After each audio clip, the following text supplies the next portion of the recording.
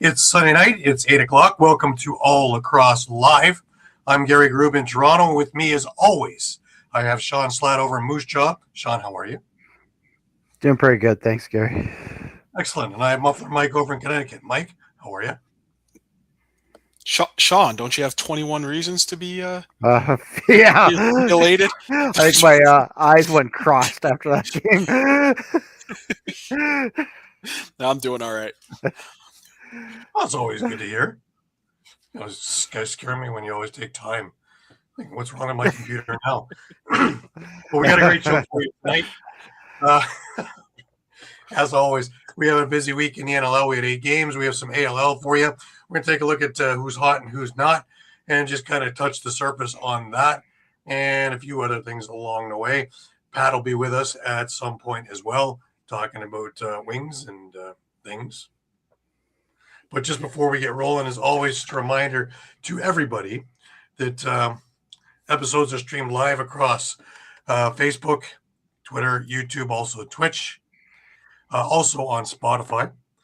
Please remember to hit the subscribe, follow, and like buttons. Always share. Please enjoy all of our affiliates across the Streampunk Entertainment Network. If you missed a show, no worries. You can catch all the shows on YouTube, which include Streampunk Cinema, Streampunk Combat, Streampunk Sports, or, of course, All Lacrosse All the Time. And when you get to All Lacrosse All the Time, A, please subscribe. B, please take a look at all of the retro games, interviews, library of shows, press conferences, fights, all kinds of things on there. More coming all the time. Also, remember, you can stay up to date by visiting streampunkentertainment.com with great articles from our huge staff of contributors. Also, a reminder that our show is brought to you by 60. 60 is Canada's newest and most exciting sports uniform and teamwear brand, delivering top quality uniforms and teamwear that reflects the spirit and identity of each team. Their commitment to innovation and style excellence sets them apart, ensuring that every customer experiences the perfect blend of style and functionality. Unleash your greatness with 60. Remember to add LACSTOCK10 for a 10% discount on your order.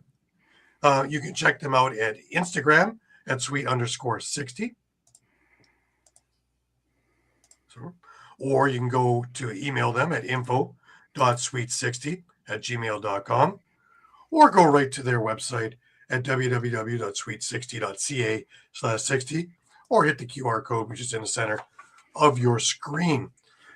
Jim and his associates will take care of you, giving you an absolutely fantastic order.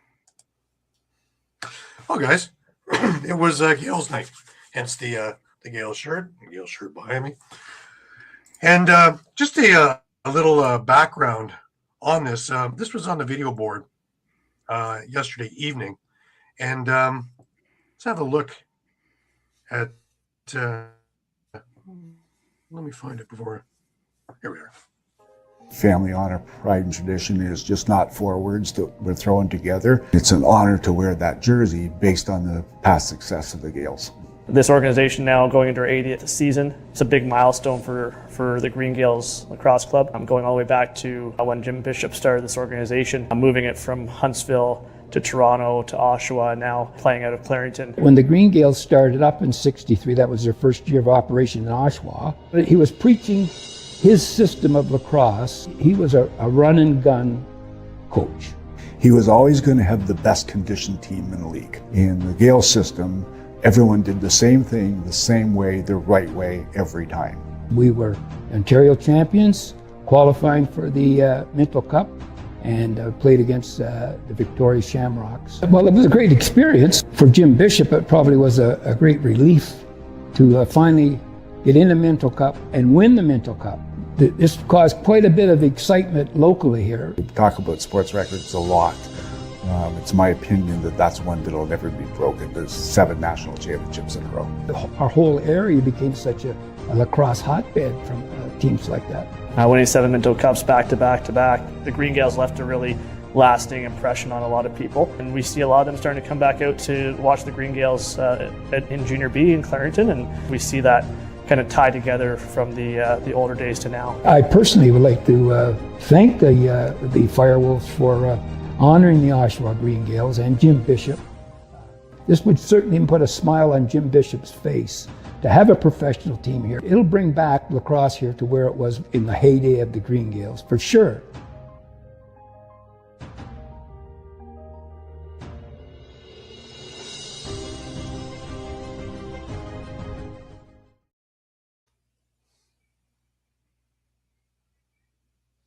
And it has been my honor to be part of this organization for the last number of years. And just a fantastic group of people, and from top to bottom. And looking forward to going back to Herbeski and doing some other things. And there will be another get-together from what I'm hearing in May, which is Jim Bishop's actual birthday in the middle of May.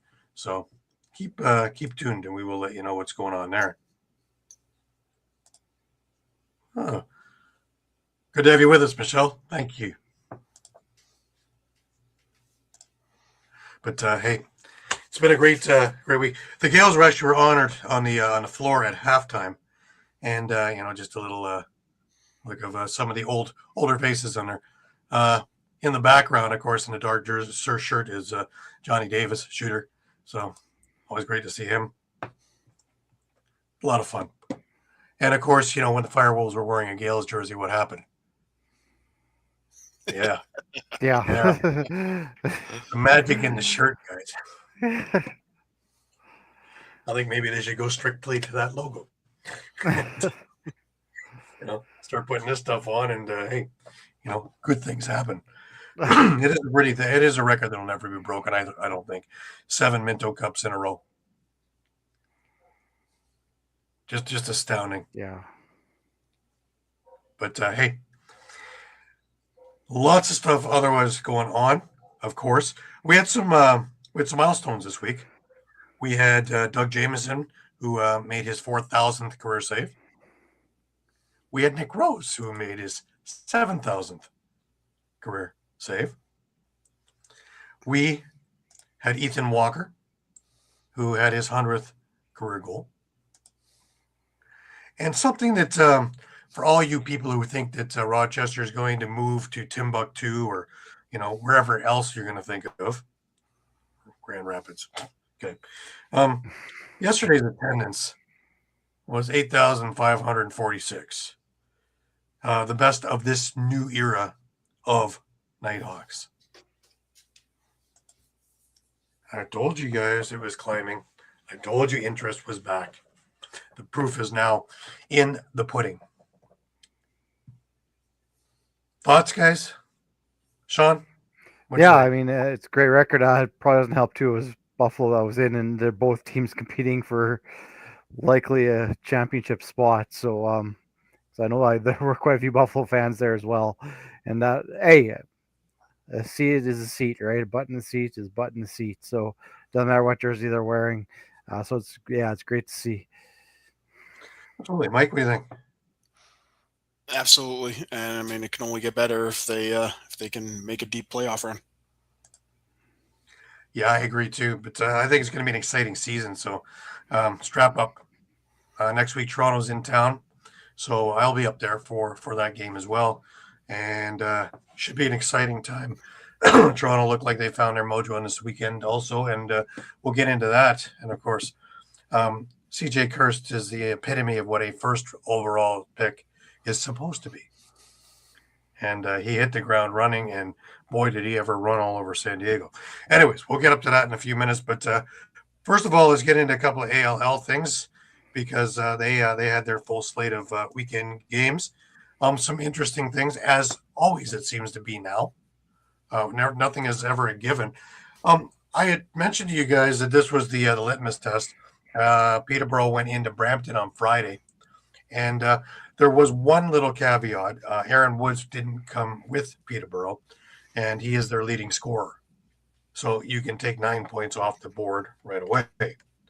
Well, without those 9 points, Peterborough loses 17-8. Interesting. If Aaron Woods is there, how much closer a game could this be? I think quite a bit closer. That is their scoring punch. But if he gets called up, then that's that too, right? Of note, Mateo Baudouin was in net for Brampton, and he made 37 saves on the evening. Only let in 8. He was the first star of the game as well. So there's a name that I think we should be listening for that might be making some noise down the road a little bit. Penn Istrat was the second star. He had a goal and 5 assists, as well as Riley Morgan, who had an assist, but he was all over the place trying to patch up the bleeding for Peterborough. For Brampton, leading the way was Curtis Ward with 2 goals, 5 assists. Zach Sunderland, 2 goals, 5 assists. Jake McNabb had another spectacular day with 4 goals and 3 assists. Jeremy Searle also was another facilitator with a goal and 4 assists. For Peterborough, Cam Milligan had another decent night with 2 goals, 3 assists. Nolan Downey with 2 goals and an assist. Rounding out their scoring was Austin Lamoureux, Zach Thompson. Angus Rodding had a goal, as well as Will White for the Timbermen. We move into Saturday over at the Rock Athletic Center. And the Toronto Monarchs hosted the Paris River Wolves. And it's taken a little while for the Monarchs to get rolling this year with some new additions and subtractions. But the last few weeks, they've looked pretty good. And, well, they looked very good on this afternoon, in which they beat the Paris River Wolves 18-8 on the day. And looking at the statistics here, Isaiah Moran-Weeks had a goal and 5 assists. The one to take a look at, though, was Tanner Buck. He had 6 goals on the day. Cody Innes had 2 goals, 3 assists. Ty Jesso had a goal. Jordan Dance had a goal, as well as Riley Ford and Liam Aston. Also, in transition, Patrick Thompson had 3 goals, making a lot of noise for Toronto. For Paris, Caden Merritt had a goal, 4 assists. Ty Argent had 2 goals, 2 assists. Dylan Gillespie had 3 goals. Andy Campbell had 2 goals on the day. But really, it's time to take note of the Toronto Monarchs, who are seeming to find their way this year now, and should be a force. We go to this afternoon, and we had the Oshawa Outlaws, who've been struggling, against the Oswego Bears, who I said that this was going to be the test after the shellacking they took last week at the hands of Brampton. And, well, Oswego did come out on top, but they came out on top 12-11, and it got kind of scary near the end there because Oshawa put up a strong finish and just seemed to run out of time. But of note, Chase Martin in net for Oswego. He was the first star of the game. Alexander de la Ronde had 4 goals on the day for Oswego, was the second star. Cole Hanrahan for Oshawa with 3 goals, 2 assists was the third star of the game. And in the late game over in the ILA this afternoon, the Whitby Steelhawks, who also had been struggling this week or this year, faced the Six Nations Snipers, who over the last few weeks had been on a high. They'd won the last 2 games. Whitby, I figured, was just going to, take a little bit of time to gel. I had Nate Woods on the show on Thursday. We talked a little bit about that, and they were getting a little more accustomed with one another. And, well, they seem to put it together today. And, they come up with a 13-9 victory. However, this seemed to be the way the old Six Nations Snipers were, because Six Nations got out to a 4-0 lead after 1. In the second, Whitby came back, and it was 6-4 for Six Nations at the half. Still leading after 3. Where it fell apart was just coming to the end of the third. With 29 seconds left in the third quarter, Jonah Kerr from Whitby hit a power play goal, making it 8-7 for the Snipers. Now, enter the fourth. First of all, 41 seconds in, Curtis Connolly hits a shorthanded goal for Whitby to tie this game up. Whitby then rhymes off 5 of the next 6 goals to end this game and win 13-9. In essence, they took over this entire quarter. A little bit like Six Nations of old. I thought they had that out of their system, but we'll see. But I think Whitby is onto something here. And looking at the power rankings for this week, Brampton, of course, is sitting in number 1 spot. They are 4-1. Peterborough is sitting comfortably in the number 2 spot. Though they've had a couple of losses, they haven't been tremendous losses. And with a full lineup, I still think that they are going to be up in the top echelon. The Toronto Monarchs have moved their way into 3rd now, up 1 spot with their showings recently. Oswego went down 1 spot to number 4, sitting at 3-2 right now. Paris stayed where they are, but we'll see how that plays out because they've been up and down, hot and cold, kind of like tap water. Six Nations stayed where they are just because the last couple of weeks they've looked really strong, and one game does not make or break you. Whitby finally is out of the basement. They're sitting in number 7 with that victory and look like to be moving up the standings. I had mentioned to Nate Woods on Thursday, I really do think that before really no time, they're going to be in the top 4 looking down because they're just too talented a team to not be there. And Oshawa, they're still trying to find it, it looks like, and they are sitting in 8th at 1-4 right now. Well, and that is ALL for this week. Next week, looking at the games, we have on Friday in Oshawa, the Toronto Monarchs are facing the Oshawa Outlaws for the Friday evening game. Saturday, you have, again at the Children's Arena in Oshawa, the Oswego Bears against the Whitby Steelhawks, and that is definitely one to have a look at. And then you have the Six Nation Snipers facing the Peterborough Timbermen. If Six Nation wants to move up in this league, this is a game that they need to do it. On the Sunday, you have the Brampton Express facing the Paris River Wolves at the 2:00 game over the ILA. Another big game. And again, that's one I think that Paris would really need to have a good showing, start getting themselves moving up in the standings. But we'll see how that all plays out.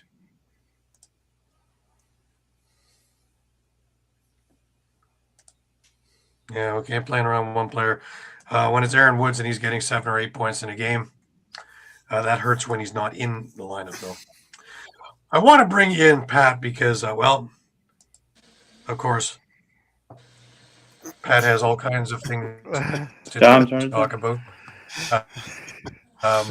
And maybe some of the Wings games, too. Hi, Pat. You're looking well. Having a bad day. I was watching some of Pat's some of his old wrestling videos earlier.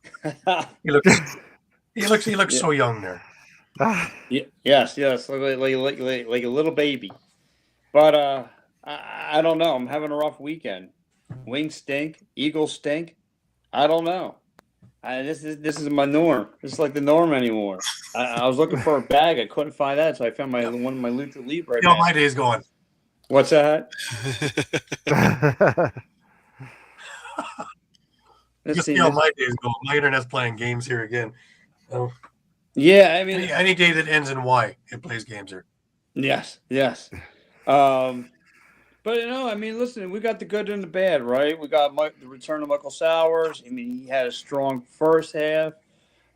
7 points, not bad. 4 goals, 3 assists. He was cooking. He was creating his own shots, getting separation. Being a real problem for the Rochester Nighthawks. But to me, it was like Rochester Nighthawks said, "Listen, we'll give you the 5-1 start. Ready, set," and then they turn off the juice, and that's how it happened. Connor Fields, I mean, 9 points in this game, 3 goals, 6 assists. I mean, he didn't even score like he wanted to, and he still was able to cause damage. Now, if you're a Philadelphia Lacrosse fan, yeah, you got to enjoy Tom McVeigh and Zed Williams getting some goals. So, yeah, you got to see some Water Dogs make some goals if you're happy about that. But other than that, I mean, no, this is a little bit of a problem. And from what I saw, not good, not good. I mean, they were up 5-1 and quickly fell behind. But that's the difference between a championship contender to a team that's trying to get things right. Major difference. And if anything, Rochester said, Wings, you're on the cusp of something, but you're not ready yet. You are far, far, far leaps and bounds from what you want to get to. And this has happened. So again, 1-3 now. Now you got to get ready to go out to Vegas. Now Mitch Jones is going to be licking his chops, ready to thump this team. So to me, this is going to be doomsday all over. Well, the wing killer is Connor Fields, and he has been over the history, and this was no different. Connor Fields had 3 more goals in this game, and really is the catalyst to how this team plays. Let's talk about the defense and how they just can't seem to stop him no matter what. You know what? It's funny, Gary.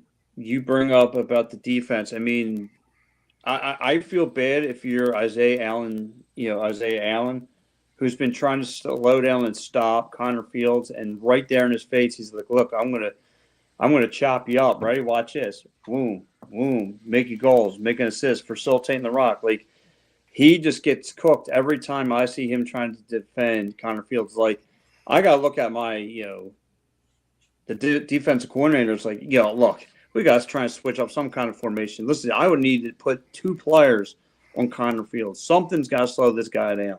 He's reigning MVP. You got to learn to slow that cat down. I mean, like I said, I was watching Isaiah Allen, and he was just getting burnt, just getting cooked, just trying to hang with Connor Fields. And I'm like, that's just a bad assignment right there. It's just a mismatch. And Isaiah Allen is the taller defender. Still, I mean, Connor Fields can just do whatever he wants, whenever he wants.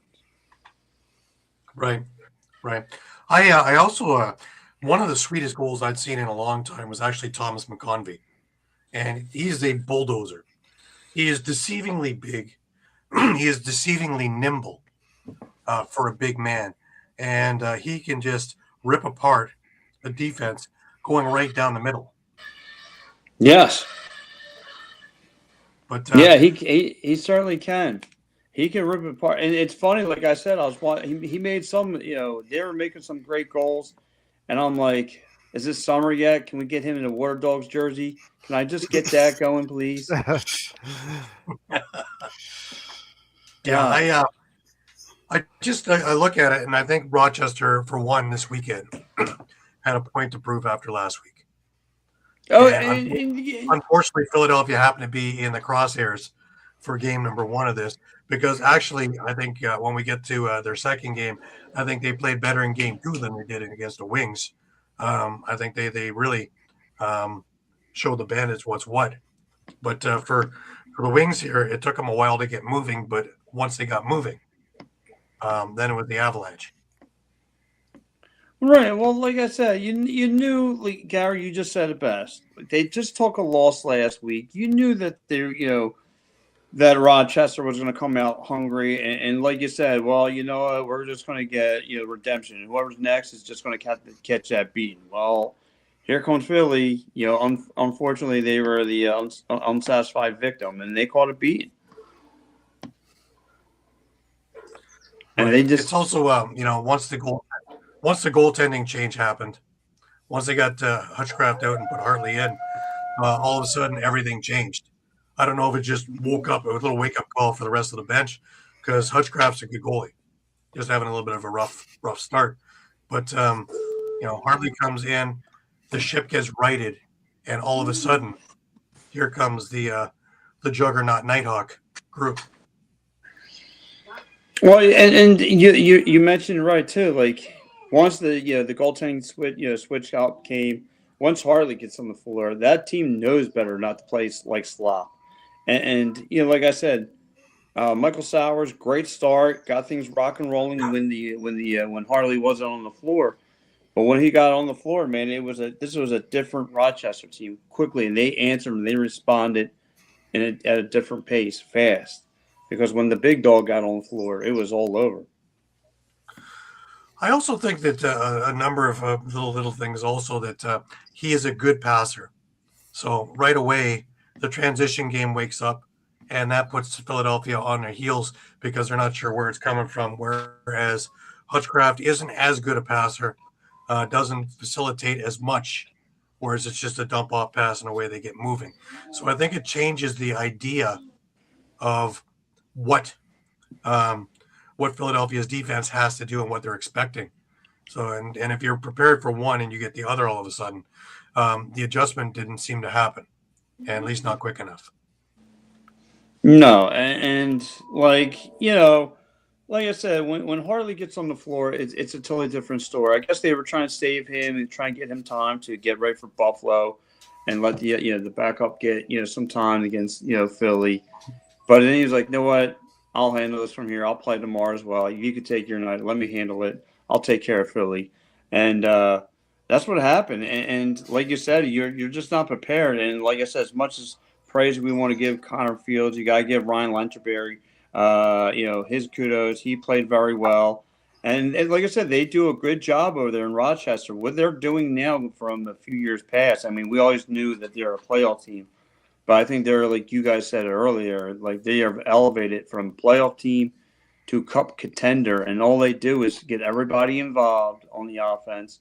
Everyone's in the score column. I mean, most times than not, everyone's in the score column facilitating or scoring goals. And it's hard to keep up with those guys. Like I said, Isaiah Davis-Allen, trying to, for years, trying to slow down Connor Fields and just can't hang with him.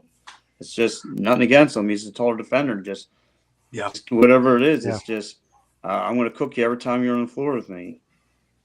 Well, Rochester takes great pride in saying that everybody eats. That they really like to pass that ball around and everybody gets an opportunity. That don't key on one guy, they key on everybody. And it's really hard to defend if you got Ryan Smith going, if you have Kyle Waters going, if you have Ryan Smith going, if you have Connor Fields going. We have Brad McCulley moving along there as well. It's tough to say, well, we can key on him and we can double team him. And then you're leaving everybody else open. And that makes it a really difficult evening for your goaltending. And, away we go. You can't really blame Nick Mood because he's making a lot of saves. No, and it's just, I'm not mad at Nick Demuth. I think he's actually – I was a little bit, I was ready for the goalie change, and I know still Deke Knock is still the future of this team, but for what he's doing now, I'm not calling for the goalie change yet. And like you said, it just became too much for him. Again, this is just what you have to prepare for a team like Rochester. Again, everybody from the starting lineup to bench guys to mascot, I mean, everyone gets on the board. This is a good team they got going over there, and it's a well-coached squad. They know what they're doing. They come in and just say, hey, listen, our plan is to win games, thump Philly, and get on to Buffalo next. And that's what this team does. They know how to win. Right. Well, while I got you here, I might as well bring this on up for us, and that is, of course, this little doohickey here. All right. Look at that, eh? Pat and I are sitting at 6-2 this week. Mike and Shawn are at 5-3, and Caden with a 500 of 4-4. Man, I look good though, man. I was 5-0 after the first night. I thought, boy, this is the one I get on back. And, But looking at our statistics, take a look how we have tightened up here. I'm sitting number one there at 22-13, but right on my heels is Pat and Shawn at 21-14, just behind me. And then Caden and Mike are sitting at 18-17. Again, every one of us is above 500. And I defy anybody who's doing this week in, week out to have better records than what we're doing as a group. Honestly. No, it's not easy. No, I was looking at the who you got, and I'm sitting comfortably in sixth at the moment, but I'm about 30 points out of first. So I need to get all my top tier picks in there and get that going. But we'll get there. I think we'll get there. One good week. Well, Hey, Brian, welcome. Right. Welcome. Hey, so one thing I do want to point out, if you can call it a positive, I think we talked about this the last time the Wings were out, how they had, next to no production out of their defense in transition. Just to go through their defense in transition this game: Dustin Burkhoff a goal, Mitchell Armstrong a goal, Patrick Foley an assist, Liam Patton had 2 assists, Chris Corbeil had 2 assists, Messenger had an assist. So you got some production out of your back end this time around. Granted, it doesn't change the outcome. There's still the problem of, they weren't able to contain Connor Fields and others on that Rochester offense. But, if they can get continued production like that out of their back end, again, I think if they can find a way to not only get production out of those guys, but keep games lower scoring, tighter, like a Colorado does, those are the kinds of games that they can win. And they can steal wins that most people think they shouldn't. No, I'm with you, Mike. The problem I see, though, is like, here we are. Here's Philly. They're second from the bottom already. I mean, is this season out of sorts? No, but at some point, you still got to start handling what's in front of you. Again, you could probably, to me, of what's coming on the schedule, and this is still not going to be an easy road because the Desert Dogs have elevated and become a better team. Adding a few pieces, it's not going to be a cakewalk, but I mean, if there's any way to start turning this ship around, it's got to be starting this weekend against Desert Dogs. Yes, we all know Mitch Jones is licking his chops to get back at his old team, but Philly can start. They got to start finding to. Brendan O'Neill is starting to step up. Mike Sowers put up a great first half of Lacrosse. But then what can you really put your hat on? Eric, the secondary scoring, Eric Fennell is starting to score a little bit. You could rely on Phil Caputo to get a goal or two. But we just need Blaze Reardon. I think you need Blaze Reardon to kind of get a little bit more on the scoreboard. He's been, somewhat quiet. So, and I know he's not playing like he used to, and I know we've been saying it for like 2 years, but I mean, he needs to start causing havoc like he once did, or trying to get creative some way from the outside. And he doesn't even look like a scoring option anymore. And the fortunate thing is timing too. Coming into Las Vegas for next week is, again, you're playing another pissed off team that really got it handed to them when they really shouldn't have. And it's just timing again. You're in the crosshairs of a team that's very good that just had a bad week the week previous. And then after that, I think they have Jordan. They got Seattle. I think they San have Diego. A home and home with San Diego, if I'm not mistaken. Yeah, they got. Well, we'll get to San Diego in a minute. Week 9, they host the Seals, and then week 10, they're in San Diego. Yep. So, I'm not all that impressed with San Diego, so that might be exactly what the doctor ordered. Yeah. Well, like I said, I mean, really, this is the weekend to try to turn things around, because if you can handle, like Shawn said, it's not going to be easy because they're coming off a tough loss, but if you can handle the Desert Dogs, and we know, unfortunately, Gary, listen, the Philadelphia Wings just called a Stone Cold Stunner. Well, guess who's next on the Rochester's radar? So they had the San Diego train and got on track. So let's see what happens. Like I say, it was just what the doctor ordered, because for all the years that San Diego has been a force, they tried to get away from being the oldest team in the league. Now they have to be in the rebuilding team of the league, because I honestly would say that if Westberg gets hurt for the Seals, they have no offense at all. Because if he's not scoring, he's the catalyst towards it. And really, they move as he moves. And that's been really it for a number of years. And I didn't see much else in a form of anything that was a threat watching that game. And like I say, that might be the ticket that helps Philadelphia ail a few things and try a few things. And if not, Paul Day knows an awful lot of the guys in the ALL who are chomping at the bit. Honestly, we talked about him a few times today already, but wouldn't Aaron Woods look good in a Philadelphia Wings uniform? Hey, listen, right now, my brother look good right now in the Wings uniform. He can't play lacrosse. I would also say, and I know I say it all the time, but a Tate and a Holden Catonio, both of at time there, making returns there shouldn't be out of the realm of possibilities.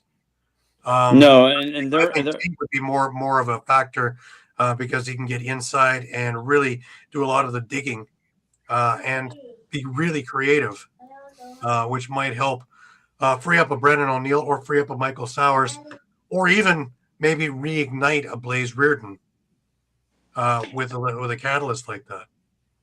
That's what he needs, because I felt like Blaze played his best lacrosse when he was partners in crime with Holden.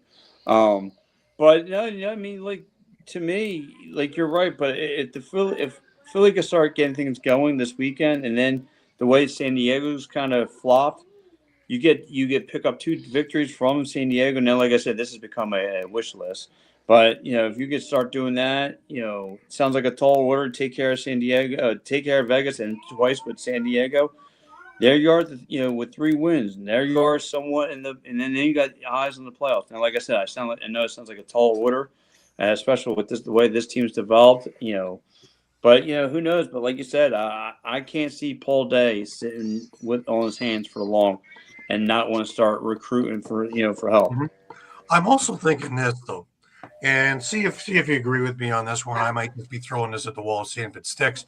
But I don't think that Blaze Reardon really knows what his role is anymore there. That's a good point. The team that they had before, it was pretty defined. And he was going to be the in-close guy. He was going to be the bull in the china shop. He was going to dive across the crease and create havoc. And if nothing else, set some major picks. Right now, with things moving in and out, and with a whole new cast of characters, a lot of field guys in there as well who are used to being blueprinted and not played by feel. I'm wondering if he's having trouble trying to see exactly where he fits in this offense, and if maybe taking a page out of the field lacrosse thing, maybe just to draw up a few things that he needs to do on top of anything else might help him back regimented. It's actually really good, Gary, because it really, like, when you look at it, like, where does he fit in with this offense? Because it seems like their offense runs through Michael Sowers, Brandon O'Neill, and Joe Russett-Terrence.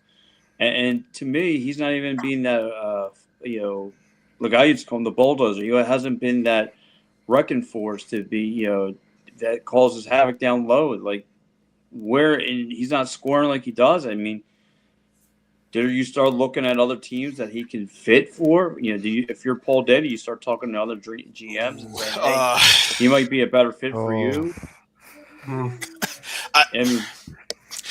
Short answer, yes. Long problematic answer. This is Lyle Thompson without the production. Yeah. True. And I mean, I hate to beat the dead horse here because we've talked about it for 2 weeks straight now. But the Lyle Thompson thing, at least you're getting some production out of him. Like this is, if you're Paul Day and you're shopping around Blaze Reardon now, you can't expect anywhere near the same kind of return.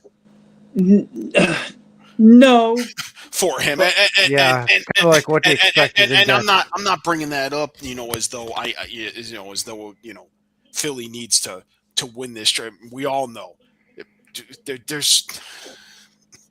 there are trades that do get won, by one team over another sometimes, but in Right. most cases, I'd say 75% to 85% of any trade in the NLL is deliberately designed to be a win-win situation.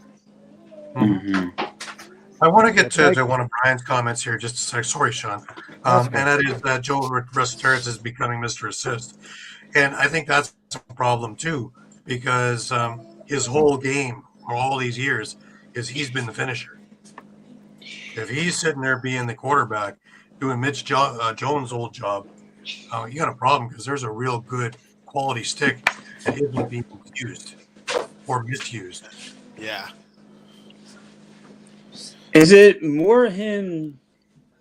I mean, because he really only shoots from like the I mean, I know he likes to shoot from distance. I know he likes to shoot from the face-off circle.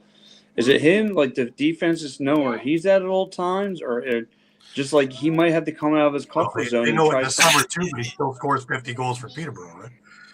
True. Yeah. Yeah. No, I would agree with Pat though, because that can start to get a little predictable after a while.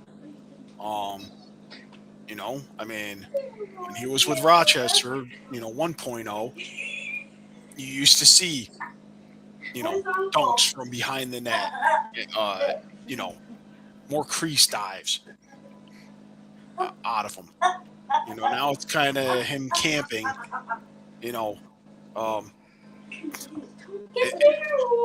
it's almost Alex Ovechkin or Brett Hull like. Camp out, wait for your ball, hope you sting the corner. And bury it. Yeah, and then bury it. And he's not the only one. I would point out this appears to be happening with Corey Small in San Diego. Camp out, get the ball, hope you sting the corner. And Well, that was one of the problems with him in Toronto, right? Maybe to some extent holding Katoni. And that's why he's not on a team right now. And that's not to say that Holden Katoni can't do more than that. All these guys can do more than that. But they got to get out of their comfort zones. Yeah. No, I agree with you 100%. Mike. You hit the nail right on the head with all of them.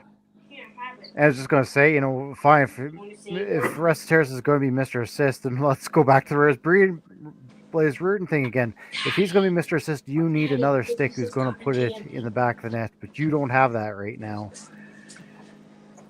And if you have Blaze camping out, then you have one guy who's stationary on one side and one guy who's stationary on the other side, and that's pretty easy to defend. Yeah. Now you guys would know more than me, but would you kick the tires on putting Blaze Reardon on the defense side of the ball instead of offense? Just try and play him as a defender, and I don't think he has the speed to do that, to tell you the truth. No, I don't think so. True. I didn't think about. And Paul, Paul Day and Ian Rubel on the coaching staff, let's not play semantics here. They did a pretty major overhaul, and part of that overhaul was making that defense a lot faster. Yeah, true. Letting bigger. And in this league, you need an athletic defense. Okay, Desnu kind of chose to walk. Desnu's a special situation because of his, because of his job and his living situation. But he walked, Tutton siding with Rochester, and they've been replaced with, draft picks and other signings that are speedier. Mitch Armstrong, remember, let's remember, Mitch Armstrong, I think, is 20 years old, and he already has a couple of years of service time under his old, he started playing, and he still had time in juniors, to kill. So there are guys, and Evan Messenger's another one, lots of speed. They already had Alex Pace. They already had, Ryan Wagner's had, a pretty major knee injury, and he's still one of the fastest players in the league. And let's not forget Scott Dominy too. Is he still on PUP, or is he finally? No, he's still on PUP. Eventually, when he gets there, he's going to be that's he's going to be even the worse. anchor to your transition and defensive role. And Oh yeah. you know, unless he's lost a lot of speed, he's still going to be one of the quickest guys in the league. So there is some plan I mean, they've got guys with speed, pace, and Liam Patton's another one that comes to mind. Yeah. But like again, because like just listen, everyone. Like, so if we can't put Blaze in another role, and he's like I said, a little bit of an older guy. Like I said, like I know we're not going to get a whole back for him, but I mean, right now, what this team is like, if you could get him for I don't know, you just send him out to San Diego, see if he could be a spark out there, just and maybe they just need that locker room presence of a leader. Well, listen, just give me I'm not asking for a whole, but give me some forwards, some guys who are ready. Give me some guys who are on their way up who looking give me some prospects who look like they're start cooking because I can use a prospect now. You need any kind of fast pace forward right now, and like I said, I would tread that off for hey, listen, he's a great locker room presence. He'll bring all that for you. If you need a locker room leader, that's what Blaze brings. He can score a little, and maybe just needs a new scenery because right now the way it looks like in Philly, it's just not cutting. Actually, that was exactly the point I was going to make about Blaze. Is for his sake, maybe that's all he needs is just to change the scenery, in a team that has a defined role for him, and because that seems to where he thrives. And if you can get him off to that, maybe you get a little bit more value out of him. I don't think you're going to hit a home run by any means. Again, we go back to the whole Al Thompson situation. I don't think you're going to get a home run for Blaze Reardon, but maybe you get a little bit more value if he's going to a team that has a role for him and that change of scenery. Maybe it's just what he needs. Right. How about Halifax?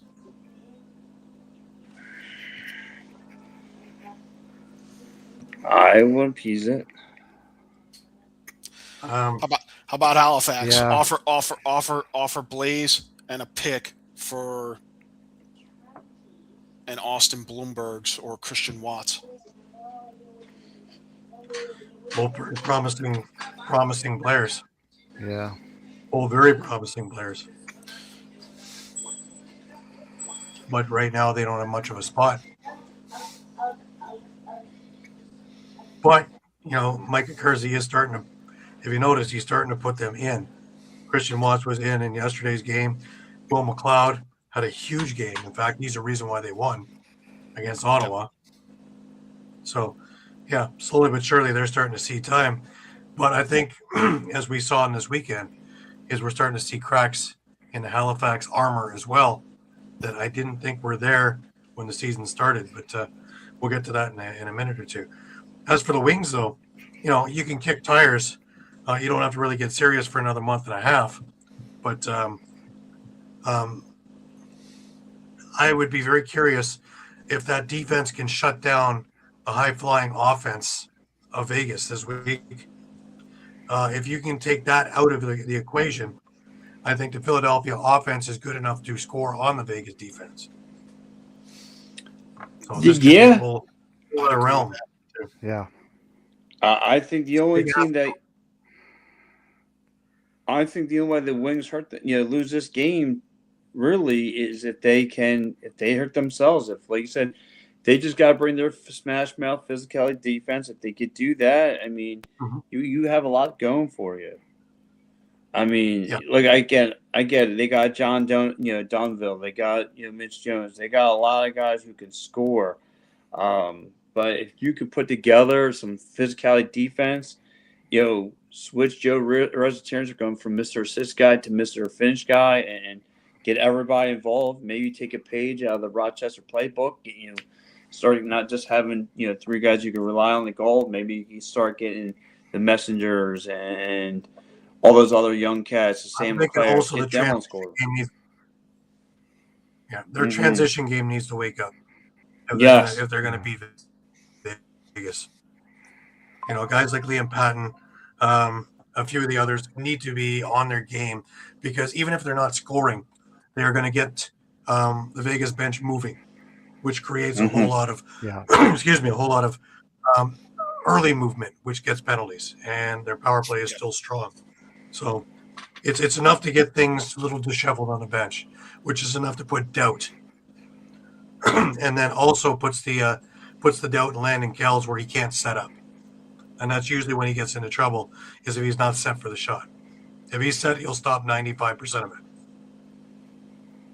True. That was the Walk got in is they were taking penalties. Vegas wasn't taking penalties, and they went to town. Vegas Kells was able to set up on almost every shot, especially the outside shooting that came, and that took care of a whole lot of their offense. If they can get him moving around and disheveled, as well as the rest of the defense who are trying to jump over one another to get on the floor, it's amazing how much that transition game, especially with the speed that they have, can really upset the apple cart there, so to speak. So it's not all doom and gloom.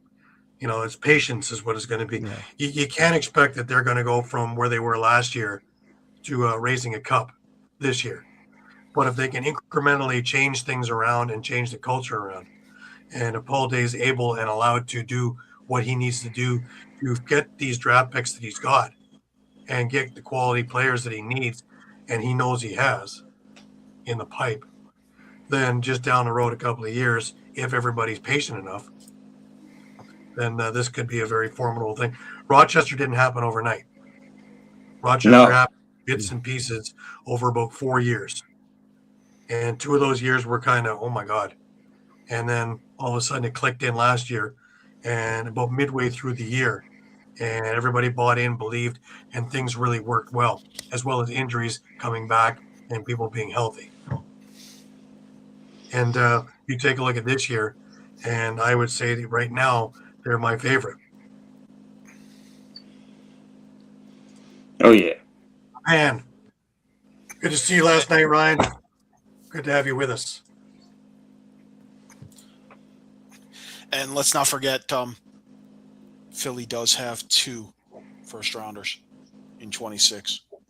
They have their own, and they have the conditional from Buffalo in the trade for Mitch DeSnew. And this is going to be the draft. Yeah. Pat and Eduardo have something to tell me right now.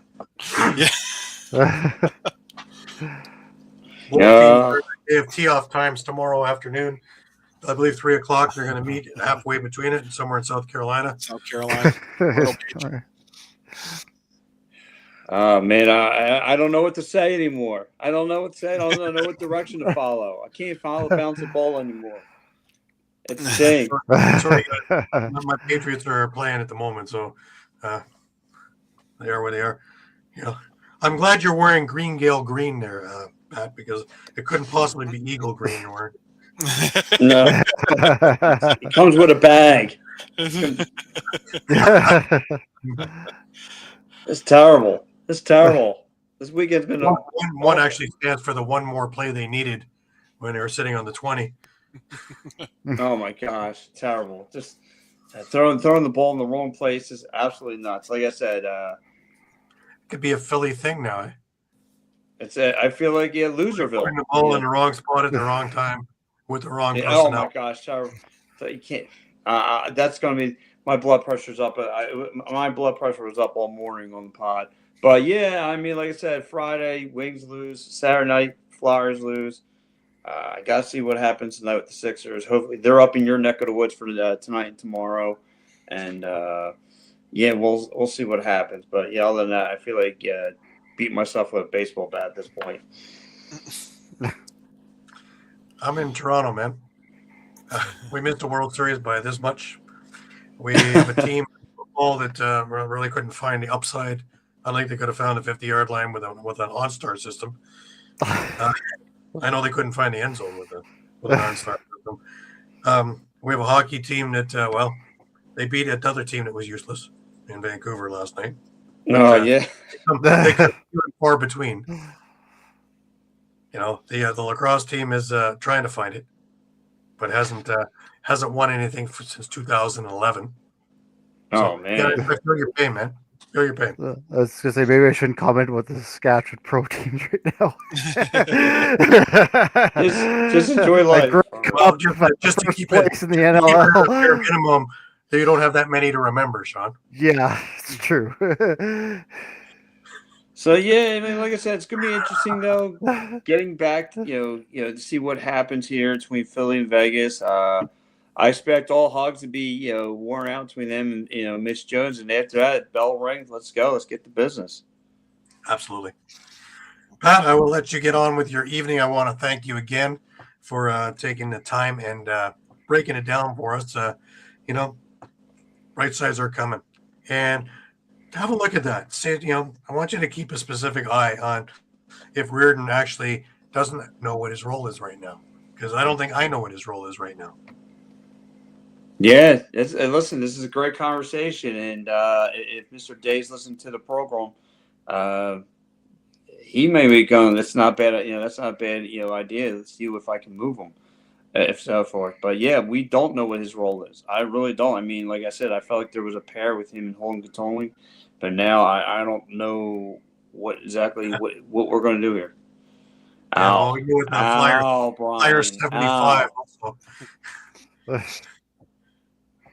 Oh, Brian, and listen, I've done enough research on my heyday about the Wings in those early 2000s, late 90s. Yeah, they were a monster lacrosse team. It's been some time, but one Wings team wasn't supposed to win, but they decided to put a wrench into the parade that was already planned in Toronto. Which, by the way, if Toronto would have won that one, that would have been part of the 5-peat because they won 2 on either side, right? Well, yeah. Yeah, that's when Mike Lauer was doing. He was watching lacrosse. Now he can't even spell lacrosse. He can't even spell his own name. But that's a whole nother story. But guys, listen. Enjoy your night. I'll catch you guys later. Absolutely, Pat. Take care. Thank you very much. That was Pat Bernard with the Wings Nest, seen weekly here. All right, guys. Let's get back to some of these other fantastic games. I want to jump into the Ottawa Halifax game, and as mentioned before. The least likely of heroes in this game, and that was Will McLeod with 4 goals in his first NLL game. Now, I know Will from Brooklyn, and he only needed the opportunity, and sure enough, he was given it 6 points on the night, too, and such a modest kid. But Halifax started out strong in this game, and, they had 2 quickers, Colton Armstrong and Cody Jamieson with a pair of goals there. And Connor Kiernan got one back, but Clark Peterson, with, again, one of those typical Clark Peterson types of goals. But I found that Halifax, their ball movement was pretty good off the start. What do you think, Mike? Yeah, absolutely. And as you'll see later in the game, Ottawa's issue of allowing big runs pretty much reared its ugly head again. Halifax didn't quite get to 6 in a row, but 5 in a row kind of really turned the game on its head after which is interesting.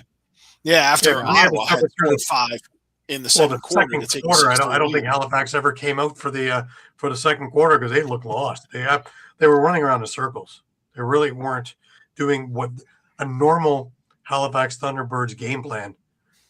And it was just wild to watch because the offense, you left Rob Hellier to do just about anything he wanted to do. And he took full advantage.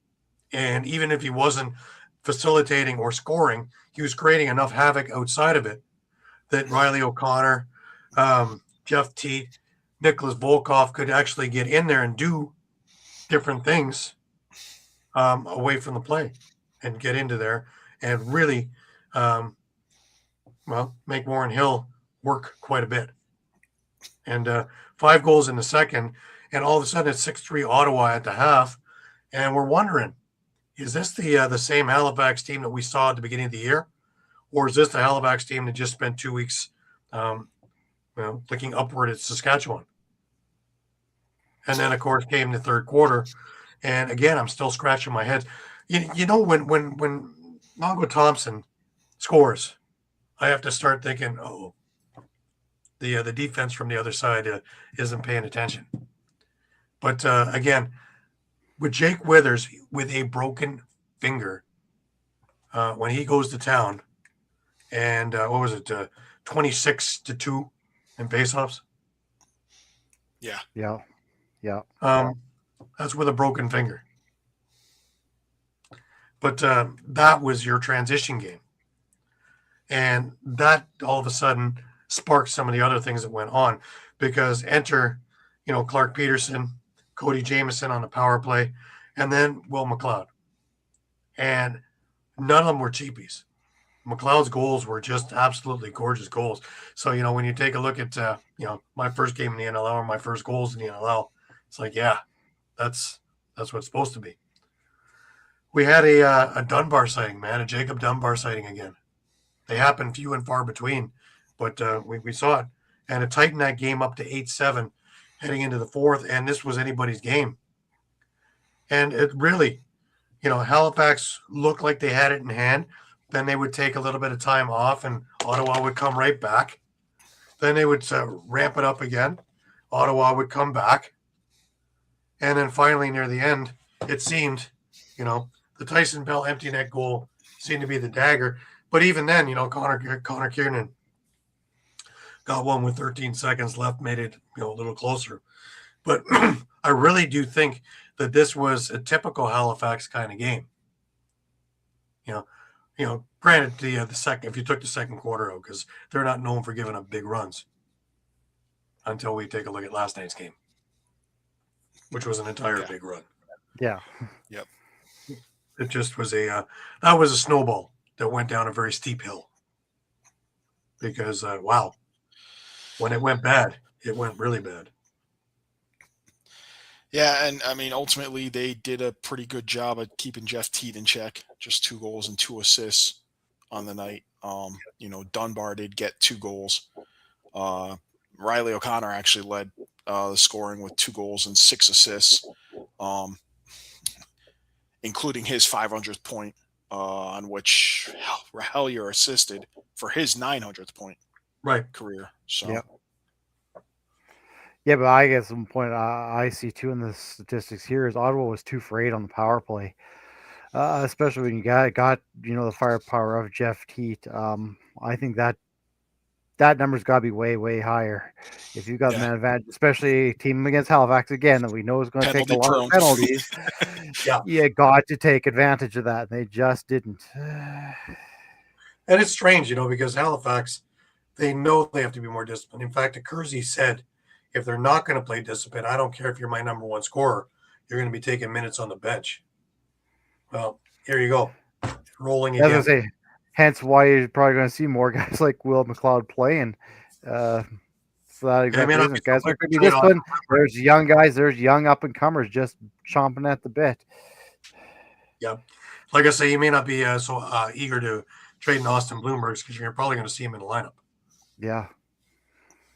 In fact, I would hope to, because I think he's damn good player, and I think he can actually cut it up in NLL.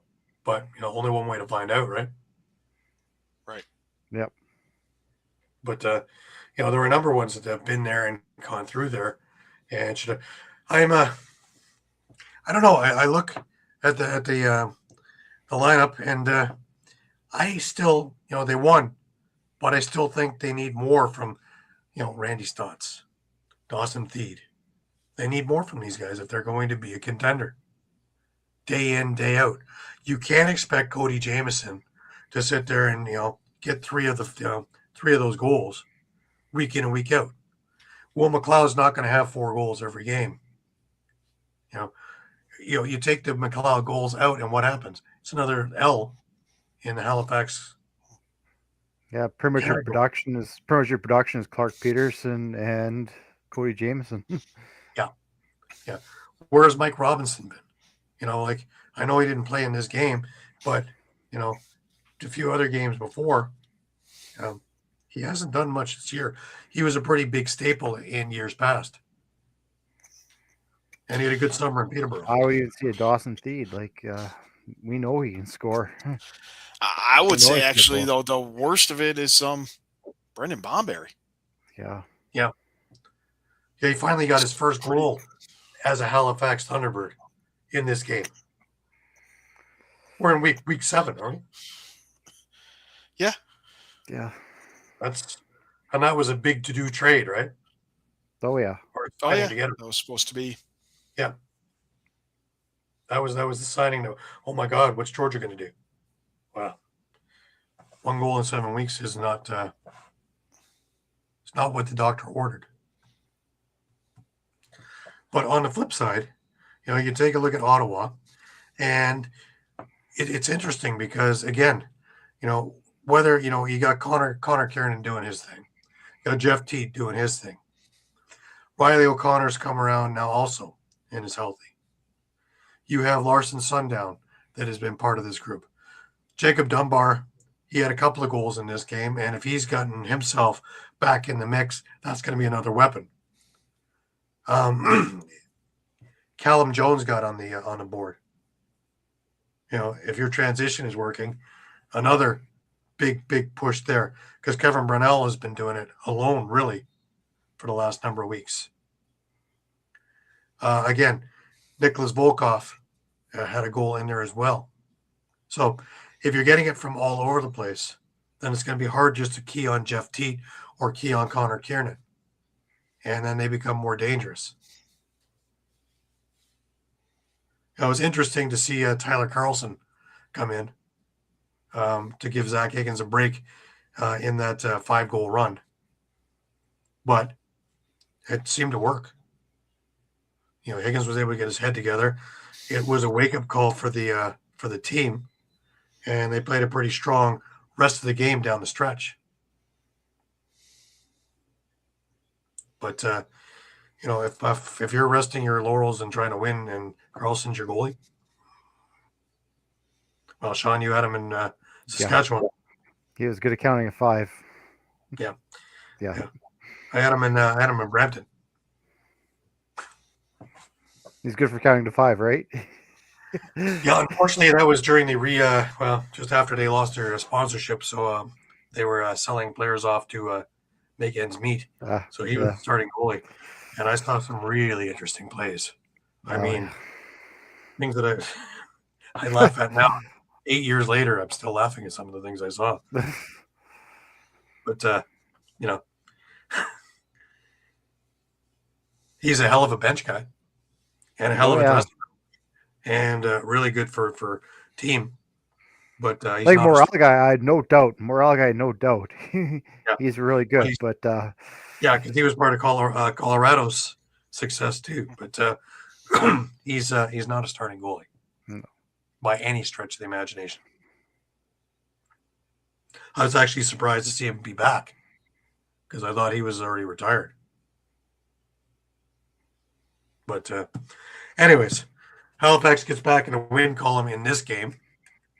Kind of odd because it looked like Ottawa was starting to get some momentum. Well, that brings us to a couple of interesting games. One, it was Dane Dobbing night. He is 1 of 3 in the rafters now, as forever a roughneck, and well deserved. I got to admit, it was a really nice ceremony. Oh yeah. But somebody want to explain to me what in the heck is up with the Vancouver offense? All this firepower, and my God, this is won in overtime in a game where I think they really, stole it. Because if Calgary had even 30 seconds more in the fourth, I don't think we go to overtime. Well, I mean, we'll get into it probably next week, but I think Calgary is one of those underrated teams that will really sneak up on you if you sleep on them. I think, Sanderson's done a great job of working with what he's got. That being said, well, it's a head scratcher. I love Brandon Maya. I think he's he's a fire spark plug. He's just there, and he's not the biggest guy on the floor. He might be the scrappiest, and he is always in the middle of it. And it doesn't matter if you pound him into the ground; he get right back up, dust himself off, and keeps going and digging. He's not afraid to get in the middle. He's not afraid to dig loose balls.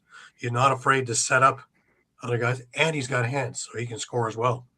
And I think he's that kind of that diamond in the rough we were talking about before the season started that Calgary might need if this is going to work. And you throw him in the mix with a Tanner Cook, with a Hayden Dixon, and all of a sudden you have magic happening. And Tyler Pace on top of that. But back to your question about what's going on with Vancouver's offense, like, I think that's the $1 million question. Because you can't really keep on a Curtis Dixon. He's getting his points. Claridge, he's getting his points. But I don't know. I just think that they can be doing a lot more. Like a guy like Shawn Beatty shouldn't have a goal and assist. Do you think he should be putting up 5-6 points? Yeah, I mean, they should be Rochester West. They should. Yeah, exactly. And I think they're settling on bad shot selections or too early into the shot clock and just resting on their laurels and how good they really are. But it's not how good it is on paper. It's how good you can be. And is it a scenario? Sorry, Gary. Is it a scenario like we've seen in other teams where they have so much star power? Too many cooks in the kitchen. There's only one ball. And but everyone wants to be a goal scorer. Because really the one who again, Keegan Ball has been taking the brunt of it for the last couple of years while the rebuild has happened. And it looks like he is now the facilitator to everybody else. He had a goal and 6 assists in this game. I think that Peyton Cormier needs to have a little more time on the floor.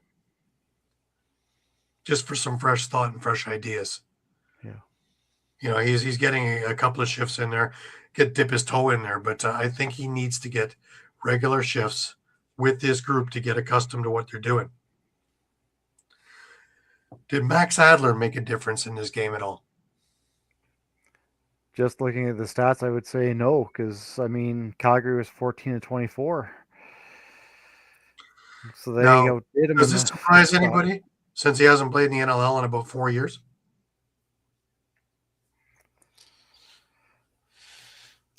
Not really, but I think you need to.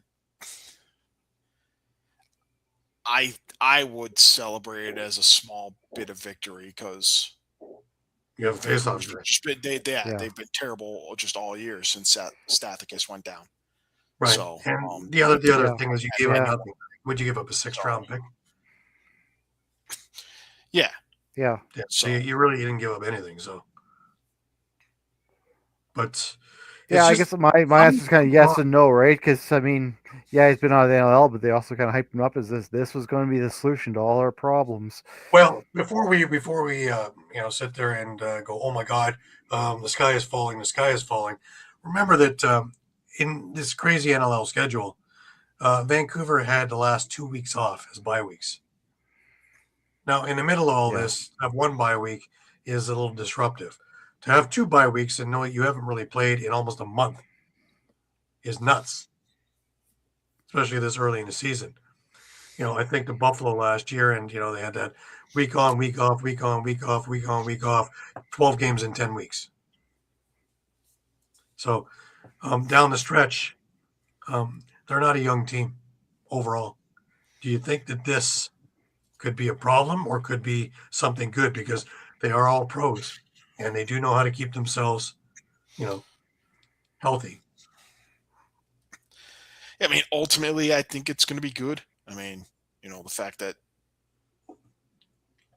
they were able to get out of Calgary with a win, despite blowing a 5-goal second half lead. Yeah. It's their only meeting with Calgary, so they don't have to go back. Next week, they get back home against a San Diego team that's clearly out of sorts right now.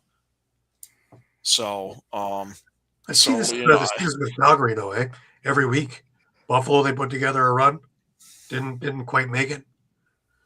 Here against Vancouver they put together a run, again just fell a little bit short. Eventually, they will be able to get the runs that'll make it the whole way through. Yeah.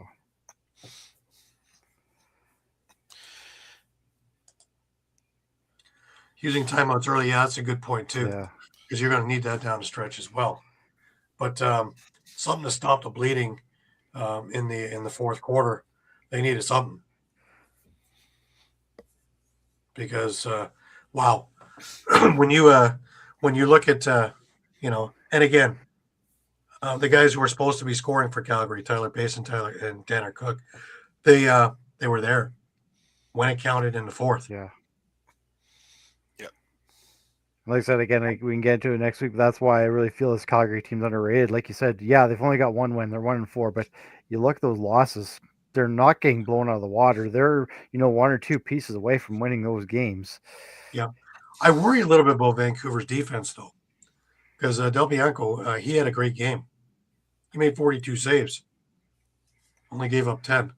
That's why I'm wondering they're getting a little long in the tooth because, again, and we kind of discussed it with Philly too. We're seeing a lot more, quicker, faster, more athletic defenses in this league. When your guys got like Brett Mitski, Matt Beers, Jeff Cornwall, those guys are getting older and older and older and maybe getting a little step behind everyone else. Right. So I don't know if that's where they need to be looking, or do we just leave it status quo and we'll just see where it falls? Because again, it was a win, right? They were able to get on the win side. They have San Diego this week, so I don't think I don't like San Diego's schedule. They have the games where you might have gotten a victory that they didn't take. Now I don't like their chances here because you can't even use the West Coast thing because they're both West Coast teams. And it's in Vancouver. Yeah. So Rogers Arena is going to be rocking. But I think that's a team that we need to keep an eye on. And if the defense is the issue, or if it's just, whatever, it was a week. I put a little bit of column A, a little bit of column B, because, having a couple of weeks off. And I know when I listened to Malowski talk about the practice they had the day before, really they ran through a few things, got the heart rates up, but really didn't do too much because you had a game. So this was a totally left to the players to keep themselves active and in sync. So, of course, after a few weeks, even if you are the most fine-tuned machine, to get everybody on the same page and in sync may take a game or two. So let's see what happens this week in San Diego before we start going, oh, my God, the sky's falling. Yeah, I mean, if they need to go younger, I mean, typically the two guys they're scratching are Ethan Ticehurst and Ramos Sonato. Yeah. Both those guys are pretty young, so. And Ticehurst's got speed, man. Like he can. Yeah, so, if it's something where you feel like like Beers or Cornwall needs a rest,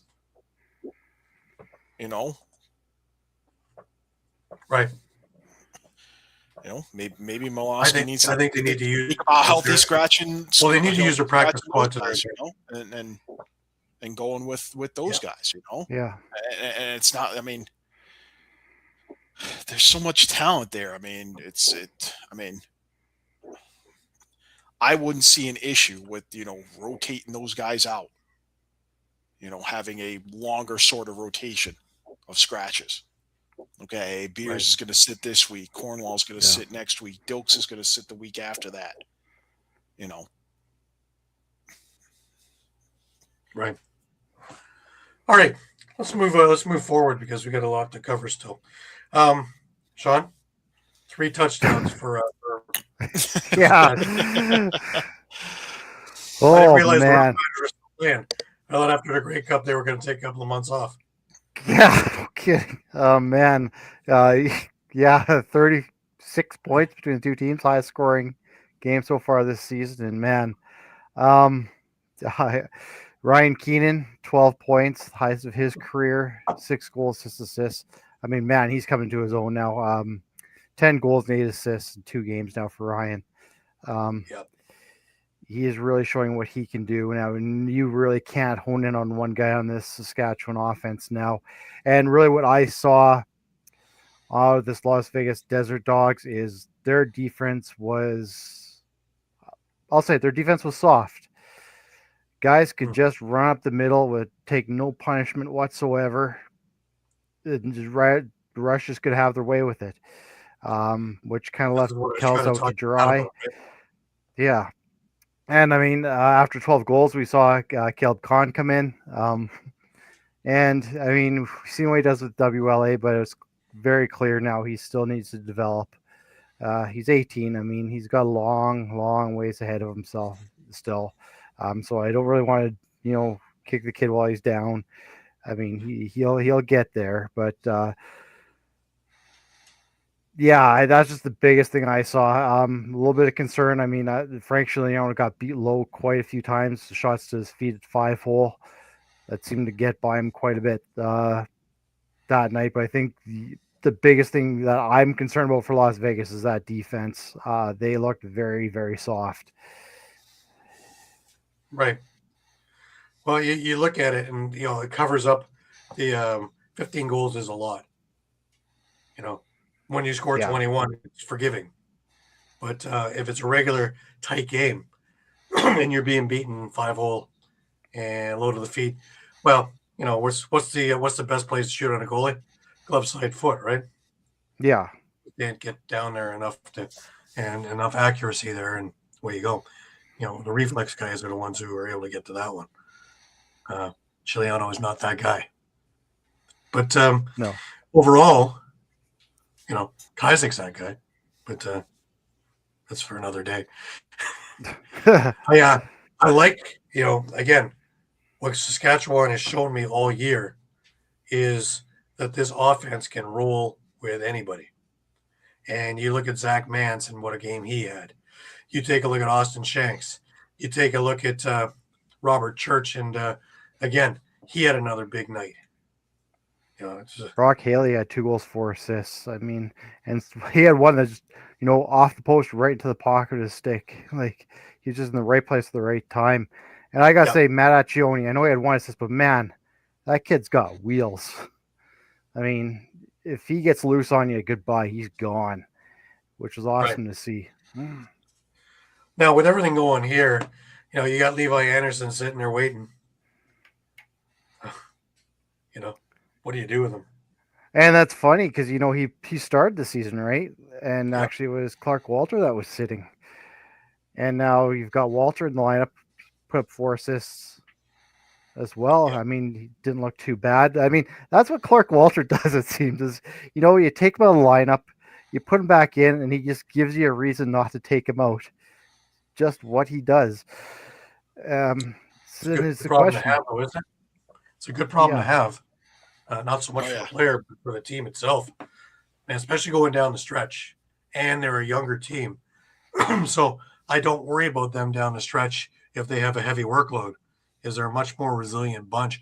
And, again, when you take a look at the guys who are sitting right now, they are guys who are regularly in and out of the lineup. So it's not like you got somebody you got to teach everything to. Because some teams with their practice squads, the only time they see anything of the team is on Tuesdays. Or whatever your practice happens to be. Yeah. That's the thing, too, is just kind of going back to, Clark Walter versus Levi Anderson. You got 2 different players, too, right? You have Levi Anderson, like a big body who can, set picks, kind of bully his way to the net. And you got another guy like Clark Walter, a smaller guy with more speed, maybe a little bit more of a finesse game. Right. Now, again, my concern is, if there is any concern, is the defense. Because 15 is a lot to give up still. And I'm sure that Derek Caden isn't happy about that, though happy about 21 goals and a victory. Yeah, it's a little bit of a concern. Like I said, I was more concerned with kind of the shots that were going in more than defense itself. Because, I mean, that defense has shown that they can lock down. And, I mean, we were talking about a very, very good Desert Dogs offense. I take nothing away from that. I think that's probably the strong point of the Desert Dogs is their offense. Right. But Well, if they they're putting didn't- 16, 15, if they're putting 15, but their defense can't hold their team to more any less than that, that's a concern. That's frightening. But, you know, the guys are supposed to score again. You know, Chase Fraser with a pair, Mitch Jones with 3, Chris Kluche with another 3. So these guys are actually doing what they're supposed to be doing. But, again, I worry about that, like we talked about with Pat. The defense is a problem. And the only reason I think they look good against Toronto was because Toronto settled for all outside shooting in that game. Very seldom did they go inside. In fact, when they did go inside, they scored. But the Saskatchewan showed you can easily get inside on that defense because they're not going to challenge you. Right. Which is something that they need to work on if they want to be to the next level, where they spent all this time getting all this firepower. But if you have to score 18 goals to win a game, there's a problem. Or in this case, 22 goals to win a game. Yeah. But I guess that's just a wait and see, right? Like I said, that it is a high-powered offense that we know from Vegas. Also, a high-powered offense with Saskatchewan too. So, I don't think I would push the panic button just yet on that Saskatchewan defense, but we'll wait and see. Yeah, definitely. All right, let's move on over to San Diego, and Toronto was in there. And, well, this San Diego team, we started talking about it, and I don't see a whole lot of anything in this thing. I don't see a whole lot of offensive cohesion. I didn't see much of that.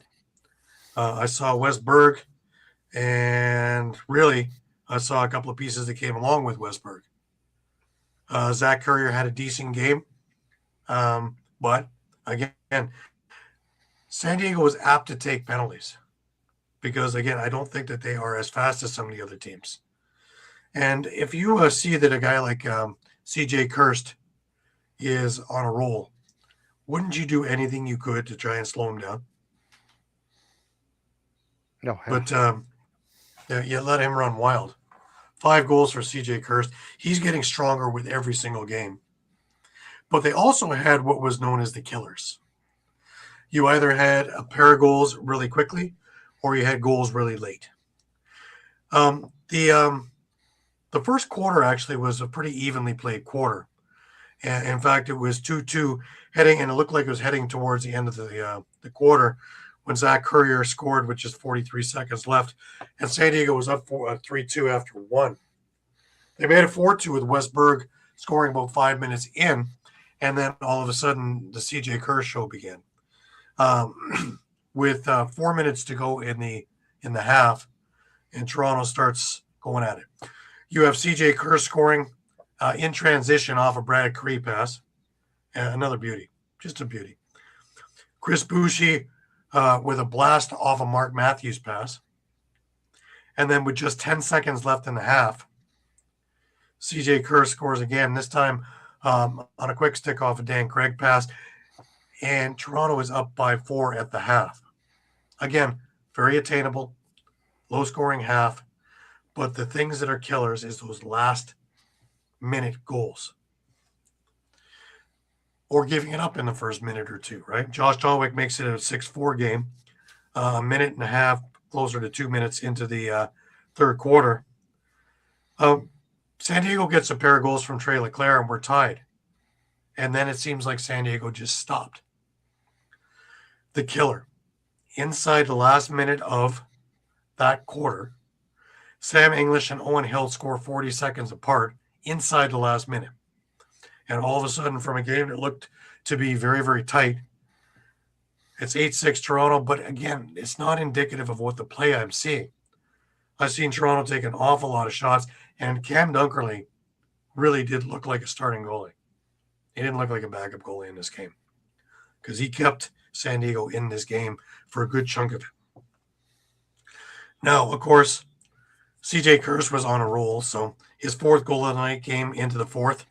About 6 minutes in, and it was 9-6. Mark Matthews finishes off an Owen Hiltz pass, and it's 10-6. And pretty much that's it. Zach Currier gets one back off a Westberg feed, with about 3.5 minutes to go. But again, 2 goals inside 30 seconds near the end of the game from Kirst, his 5th of the game, and Challen Rogers, his 2nd of the game. And it's 12-7, and this is over. Nick Rose looked good in this game. After the game he had a couple of weeks ago where he came in relief of Troy Holochuk and didn't look good at all, Rose looked good here. He made 41 saves on the night, only gave up 7, and he was in position. He wasn't out of position at all in the game. Of course, CJ Kirst led all scorers with 5. Owen Hiltz had 4 assists on the night, which is big because he's finding his niche too. And once again, no one's pushing the rock around. Elijah Gash and Bill Hostrauser will see to that. But again, the this idea that you need a face-off guy to win games, Trevor Baptiste went 23-0 in this game. It just meant that Toronto's game plan was to make sure that once the face-off was won, that they're checking for the turnover. And it happened more times than not. So there's a way around it. The concerning thing, again, for San Diego is they went 2 for 7 on the power play. Because Toronto was apt to take a lot of penalties in this game. Toronto, another thing that's concerning for me is another game where their power play is, not past weak. It's useless. 0 for 2. You're not getting many opportunities, and the opportunities you're getting, you're not doing anything with. But a win's a win's a win, right? So, up next is Rochester. If they're going to be sitting in the penalty box, they're going to be losing, and quickly. That's simple. That's basic math. If you're going to give Rochester a chance on the power play, don't like your chances in this game. I already not crazy about the odds in this game upcoming. But, they're going to have to be playing the closest thing to a perfect game that they can and really show what this lineup can do. Challen Rogers out the front door, loving it. It brings a whole new dimension to that offense. They actually went inside a few times on Saturday, Friday night, sorry. But again, the outside shooting drives me insane. Especially when you see CJ Kirst being on the top of the crease and being successful. That it works. Dalwick's goal was a beauty, but again, an outside shot. It's the signature Josh Dalwick shot. Left side, far corner. On a bounce. But, if you're predictable, eventually you're going to get playing fun, right? What do you think, Mike? Right. Well, we just talked about it with the likes of, Jarrest Territz, Corey Small. Yeah. All these guys who are getting a little too comfy, kind of camping in one spot. And my curiosity to it is that if you take away the CJ Kirst big night, you had 1 goal from Josh Dalwick, 1 goal from Sam English, 1 goal from Chris Boucher, 2 from Challen Rogers, 1 from Mark Matthews, and 1 from Owen Hiltz. Wasn't Toronto known for transition? Where are they? There is no transition anymore. None. 0. time. Yeah. Not 1 game. It's a number of games. I don't think I've seen a good transition game from that team yet this year. Justin Martin was finally in his first game of the year. And I'm able to know he's there. So that's a good sign, I think. But don't know. Where are some of these other guys? Dan Craig, 3 assists. But again, it's the trap that happened last year. I need production from him. Because he'll go inside. He's no fear of diving across the crease. And he's a big body. but invisible when it comes to that. Everybody's too apt to, and the thing also, and maybe it's just me, that the Rock are notorious for overpassing. I'll watch 17 passes back, forth, up, down, and beautiful passes, zip, zip, zip, zip, zip, zip, zip, zip, zip, and then one not so good one ends going the other way in transition. And then come back up and zip, zip, zip, zip, zip, zip, zip, zip, zip, zip, zip, zip, zip, and then maybe get a shot from the outside. And it's like, what? Why? Overhandling is the same as underhandling in my eyes. It's set up the shot. I understand not being selfish, but at times be selfish. Score. Yeah. And sometimes it's where I see missing a guy like Corey Small, who's just going to fire. You pass it, he's not passing it back. He's firing somewhere at the net. Isn't it Gretzky who said you miss 100% of the shots you don't take?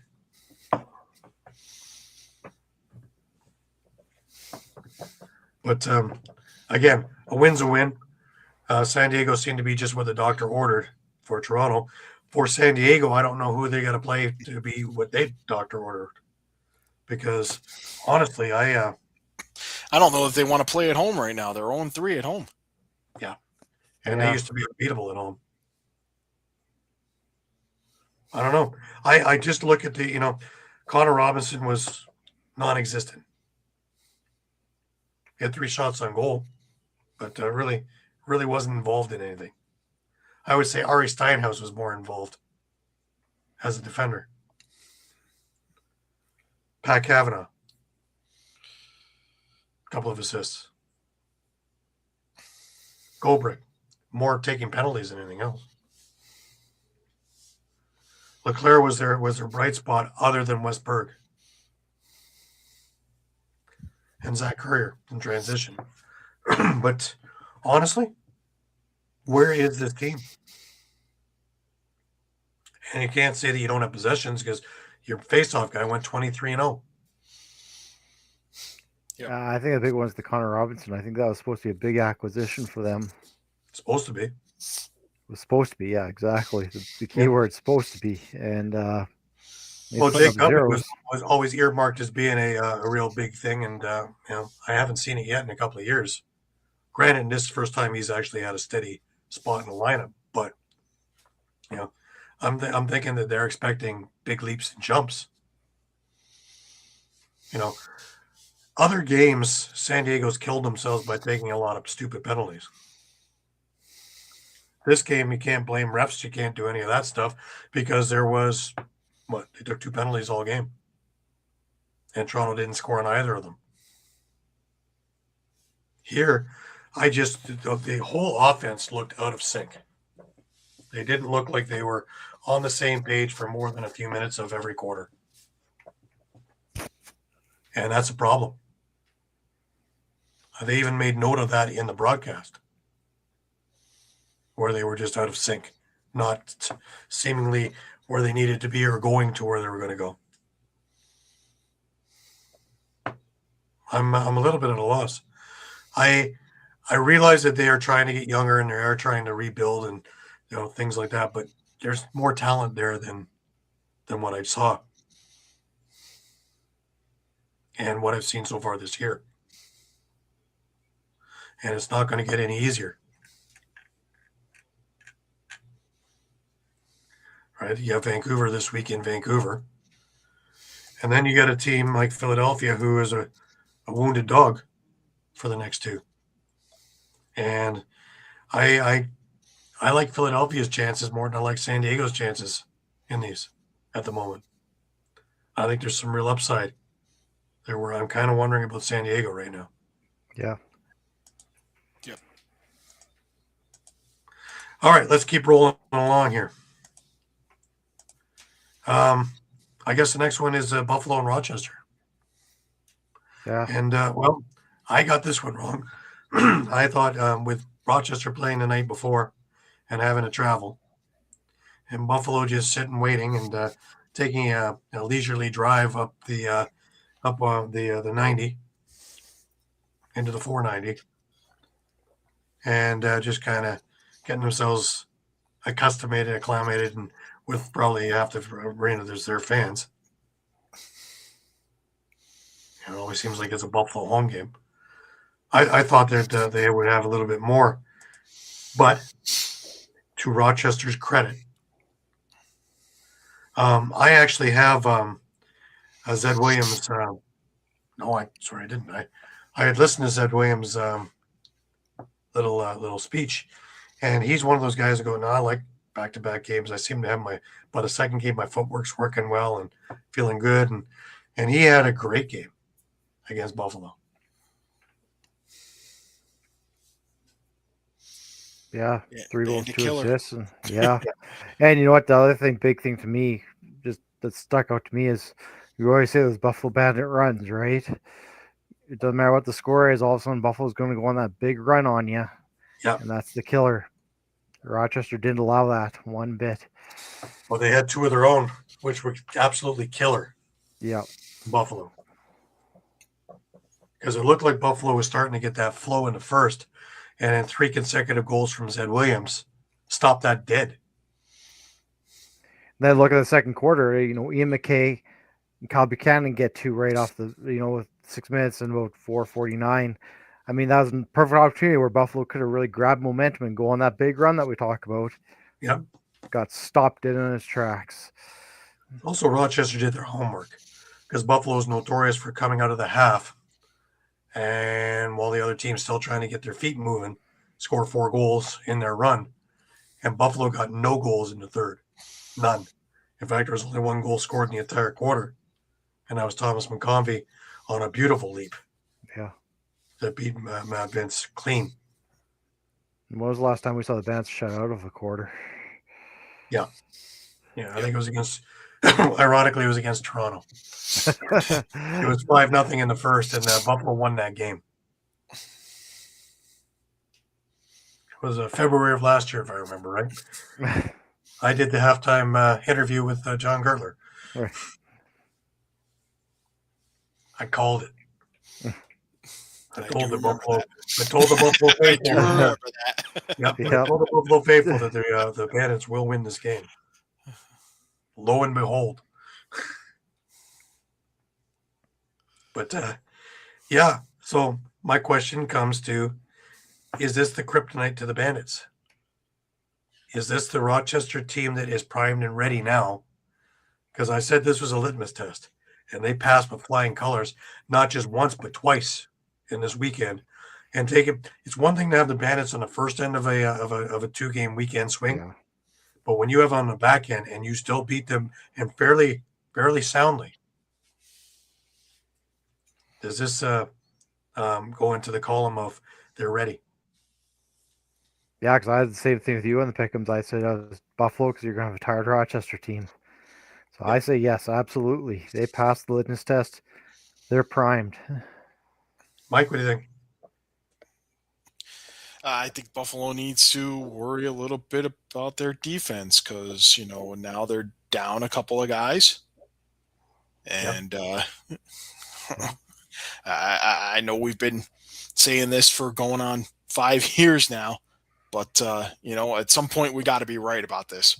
The age is going to catch up with them. Well, I think it's a matter of 2 things there that you brought up there, and when it's put together, age and injury.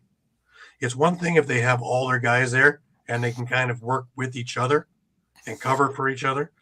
But when you're down a couple of defensive guys and you're already a little long in the tooth, now it becomes that much harder. And you get that much more tired quicker. And as things moved along, where Buffalo would normally have that fourth quarter that would be, just, everything rolling and shutting down the other team. Rochester got 4 goals in the fourth. They gave up 4 goals because Buffalo was still going to fight, but they were still able to keep up punch-counter punch. And as long as you're up and you're punch-counter punching, you're up. Yeah. And I was going to say, we talk about the quote-unquote bandit rule. I don't think that's an excuse anymore. We're how many games in now? You should have been able to adjust to that by now.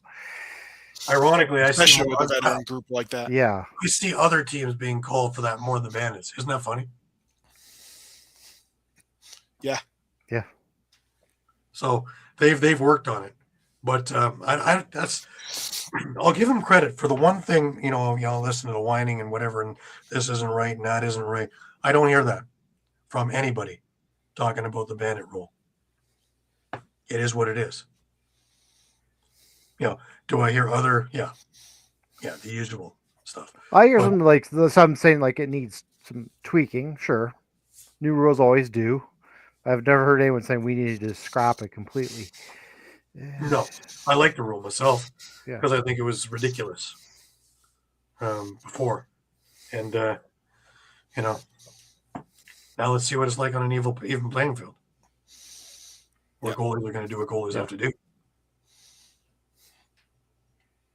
It's funny talking with a number of the older Gales last night, and a lot of them, don't watch the NLL. They can't. The game has been so much different than when they played it, watered down per se. Fast, yes, but watered down. That it's not interesting for them. Throw them in front of some of the 70s or 80s or even 90s mill stuff. Yeah, they're still interested. But, the way things are working here, that was an interesting take. I am working with, just to let you all know, with Doug Louie to put together a roundtable with a number of the older Gales and let the stories be the stories. I think that would be a very interesting hour of some of yesteryear. And, of course, the legendary workouts with Jim Bishop. And, as it was said many times, you're not going to outwork a Gales team. They're going to be the best cardio team in the league because they were notorious for going on a 5-mile jog before a practice. But not just, it'd be in equipment and it'd be with a 5-pound brick in your stick. How would you like that one? I don't want to go on a 5-mile run, let alone with a brick in my stick. So practices were almost like, phew, we only have to go to the practice now. But it was also run and gun kind of offense, right? What do you ran to? So I can understand where these guys are saying, the pull up of this and wait for that, and when you would be saying, you were trained to go. Yeah, guys played two ways, right? A lot of guys played two ways. That yeah. Well, everybody played two ways at that point because there was no such thing as, specialty players. What specialty players? Specialty players was you made a roster. You're a specialty player. I remember talking with Dave Durrani, and legendary from the Salmon Bellies, and he just it drove him insane of how he used to be the fastest game on 2 feet. Can't say that anymore. If you're running and stopping and waiting, and then running and stopping and waiting, we're not faster than anything. Basketball is quicker with fast breaks. But anyways, let's keep moving because we still have a couple of games to talk about. And this next one, of course, we talked about it because of the Gale stuff. But my goodness, the last thing that I had expected was Oshawa just to go absolutely on attack. The first thing, of course, Randy Stott scores on a power play a few minutes into the game. And I'm thinking, okay, I've seen this one before. But Ethan Walker scores, ties it up about a minute later. Pat Kostiuk, beautiful play, unassisted. And it's 2-1 for Oshawa. And it's still a very attainable game. It's going back and forth and up and around.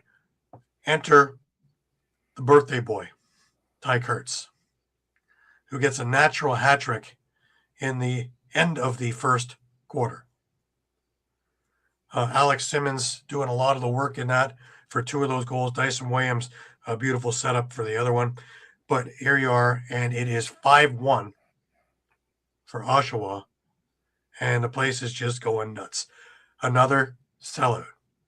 Sorry, Albany fans, but they're loving it. And I had a little chat with one of the owners. And every game has been a sellout now. And this is the first one where we've seen exactly what Oshawa can do when they're on all cylinders. Jackson Nishimura diving across the crease opens the scoring in the second quarter. Clark Peterson gets one back on the power play, but Ty Kurtz with his fourth goal of the game, converting an Ethan Walker pass, and it's 7-2. Alex Simmons comes right back, not 20 seconds later, and it's 8-2. Taggart Clark on the power play. Gee, you don't hear that very often, do you? Oshawa power play goal. Ethan Walker with another when you're playing Halifax. Well, yeah, you're going to have to take care of that one. But this was a two-man advantage that all of a sudden, bang, 2 goals. And then, of course, you have Ty Kurtz with his 5th of the half. And it's 11-2 at halftime. And the party zone is happening in the Tribute Community Center. What do you do when you come out of the break? Well, you score 2 more power play goals. Alex Simmons and Taggart Clark with power play goals. Halifax finally mounts a little bit of offense. By now, by the way, Warren Hill was replaced in the second with Drew Hutchison. Dawson Theed gets a power play goal. Clark Peterson then scores a minute later. And, Halifax in the building. It's 13-4. I don't think that they're doing much, and I don't think it really created much of a havoc. Ty Kurtz scores on the power play, and that's goal number 6. Christian Watts, we were talking about him. He got into the lineup, and he scored for Halifax in transition off a Curtis Romanchuk pass. Beautiful goal. Might be good trade bait, yeah? Kurtz with his 7th goal to open up the fourth quarter. Then all the brouhaha. Every 4 seconds there was another schmoz. Some wound up with a couple of punches, some wound up with just a lot of jibber jabbering and things like that, just enough to really add length to the game. This first little while, though, at this point, Doug Jamieson was replaced by Andrew Kidd. We thought maybe it was just, get Kidd some minutes, and things are getting rough. Why put your goalie into that situation? But it turned out that Jamieson was battling cramps a good chunk of the game. He shut down Halifax for most of the night while battling cramps. Just digest that one for a second. Yeah. Yep. Right. Andrew Kidd comes in and really in a tough spot because at this point, Oshawa is in penalty trouble with all the stuff that was going on. And on a 2-man advantage, Randy Stott scored, followed by Dawson Theed. We're still with the 1-man advantage. And a couple of minutes later, Randy Stott scores again on the power play. So it's just kind of tough to come in cold and face, power play after power play. The silliness continues, and this time Halifax is down. Ethan Walker scores on the power play. Ryan Terefenko gets one last one for Halifax with about 1.2 seconds left in the game. A little bit too little, a little bit too late.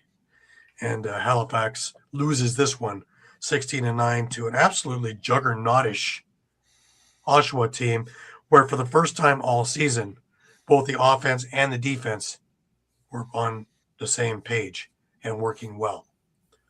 Doug Jamieson looked good for the 3.5 quarters he was in.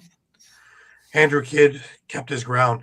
Now, we had a number of silly things going on, one of which was Dawson Theed running through the crease, looking like he was going right after Andrew Kidd, which created a whole lot of havoc in there as well. and got the ire of Colton Watkinson and a few other players and Deed and the rest of that, and just a whole bunch of unnecessary stuff. The interview that I have, though, is from the birthday boy. Let's listen to Ty Kurtz for a second. Is there any better way to celebrate? The win was all we were looking for. You know, I was fortunate the ball was dropping tonight, but I think it's just a testament to the selflessness overall of our offense. Right, it's someone new every night. It doesn't have to be the same guy. And we have so many weapons up there, young, talented guys that can put the ball in the net. So I was fortunate that it was dropped for me a couple times. But yeah, I think it just speaks to our whole offense. What was the difference from tonight from previous games for the offense? Yeah, I think, we kind of stuck to it. I think we were gripping our sticks a little tight. Obviously, that game against them last time was a bit of an anomaly for us. But still doing the same thing. Obviously, I don't like to look into too much stuff, but then playing last night, obviously, probably played a factor to their legs, and they're probably, thinking that as well. But we just had to capitalize, and then we were fortunate to come out hot and get a lead.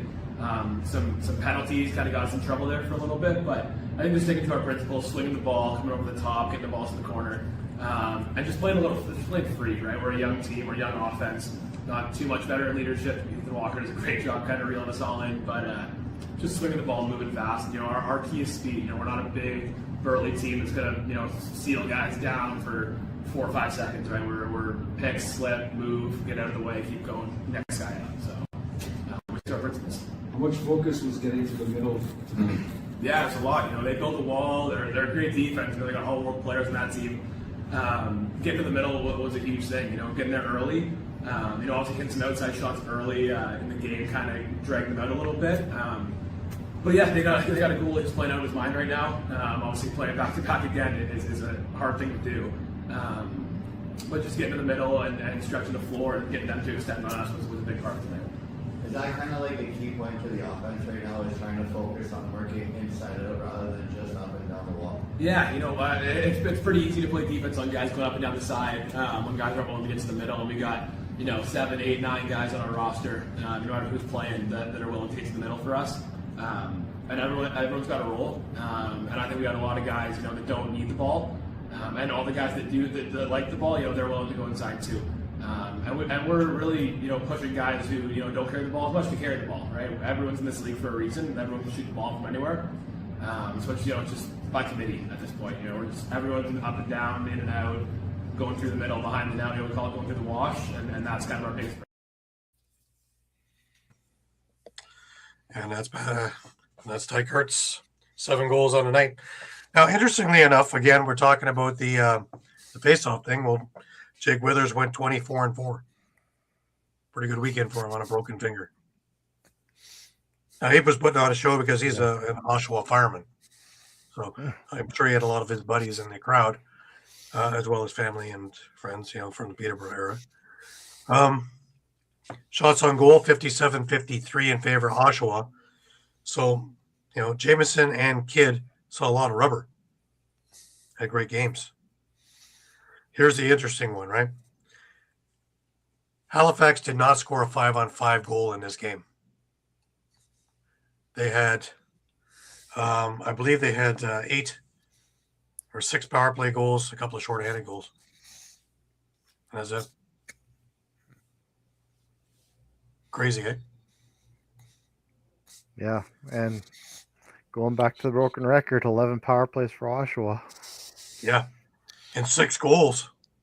Yeah, it takes them usually 6 games to get 6 power play goals. And that's the thing. Like, it went on to NLL stats. I don't know how up to date they are quite yet, but I mean, as no surprise here, Halifax leads the league with 160 penalty minutes. Oshawa's the next with 107 penalty minutes. 53-minute difference between first and third. That's pretty significant. You can see that last night, though. There was 124 minutes of penalties doled out in the fourth quarter. And I actually give the referees a lot of credit because with all those misconducts and things like that they were putting out there, kept a lot of this nonsense off the floor. Yeah. So that we didn't get further than we already did. We had 5 separate occasions where we're doing this. So, starting to put these 10 minutes and 10 minutes and 10 minutes. So just to get this cleaned up, let's get out of here. Because at that point, you're talking about a game that's 16-8 with a few minutes left. And Glenn Clark, coach of the of Oshawa, brought it up too. Is that the league needs to look into things like this of guys trying to deliberately hurt other guys or other things in there, and they need to take a look at it. Yeah, I was going to say, that's what I saw with Halifax when they were in Saskatchewan is just kind of their style of play, where they're known to take a lot of penalties. You on the other side have to be disciplined. You can't get goaded into that. Into that type of play. Yeah, let them take the penalties and just score the power play goals and just make them pay and hurt them on the scoreboard. Yeah. But again, the most complete game that Oshawa has played to this point of the season, and the barn was rocking. The barn was rocking. And the post-game party was rocking too. It was nice to see Nick Dachenko, Sweet Lou, the DJ, and former Toronto Rock player. It was good to have a few words with him after the game as well and catch up. Something interesting, I interviewed him 15 years ago when he was at the Rock. So we're talking about, we'll do it now. We have a different aspect to talk about now. But him and his brother both had time in the NLL. All right, we have one more game to touch on, and that was Colorado and Georgia in a pitcher's duel. And, after all this high-scoring stuff of Saskatchewan and Oshawa, we have a 7-5 game. Yeah, not much to cover here. Colorado does get the split of the series. 2 weeks ago they lost 12-3 at home to Georgia. So a little measure of revenge, and the two big stars were in net. Dylan Ward, 39 saves and only 5 goals allowed for Colorado. Brett Dobson on the other side had 50 saves and only 6 goals allowed. Power play woes in this game, unlike some of these other games this week. Colorado just 2 for 7, and Georgia went 2 for 5 on the power play. Scorers for Colorado included Will Malcolm with a goal and an assist. Jack Hanna had a goal and an assist. And then they had 5 guys, each with a goal. Owen Ron, Thomas Vella, Ari Stevens got his first career goal. Dylan McIntosh, and then Warren Jeffrey added the empty netter at the end. Jalen Chester had 3 assists. For Georgia, not much to speak of, unfortunately. Shane Jackson, pair of goals. Lyle Thompson, a goal and 2 assists. Nolan Byrne and Jordan McIntosh each had a goal and an assist. Brian Cole had 2 assists on the night. Caleb Benedict and Richie Connell each had an assist. Colorado did get out, out in front first, and really kind of responded in the second half. Every time Georgia cut the lead to 1, they took advantage of a couple of their 2 power play goals at the end of the first half to take a 4-2 lead into the half. And then every time Georgia cut the deficit to 1, Colorado had an answer for it. So, I mean, I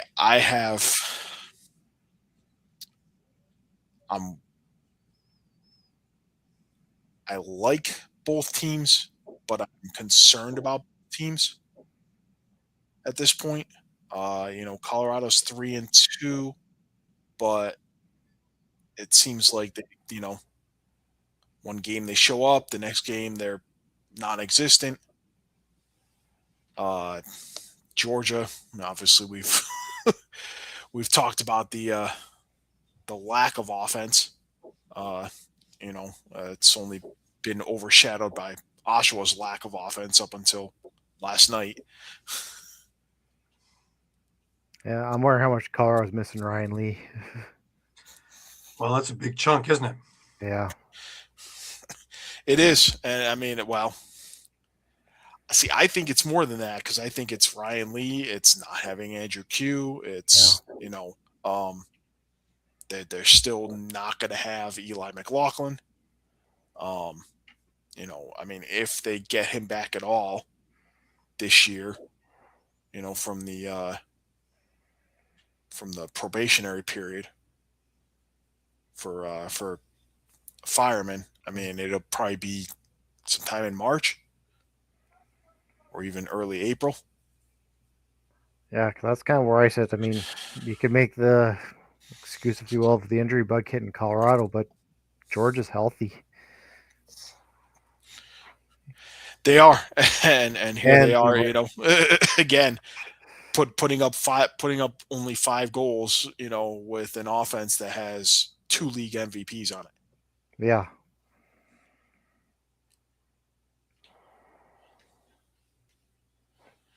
So, you can't rely on Brett Dobson to be. This is almost the same conversation we had last year about Ottawa, where it was you can't just rely on Jeff Teat to be all the offense and Zach Higgins to stand on his head every night. It's not going to happen. And Georgia seems like they're falling into that kind of that rut where it's okay. Brett Dobson's going to have another phenomenal game and we're going to scrape by.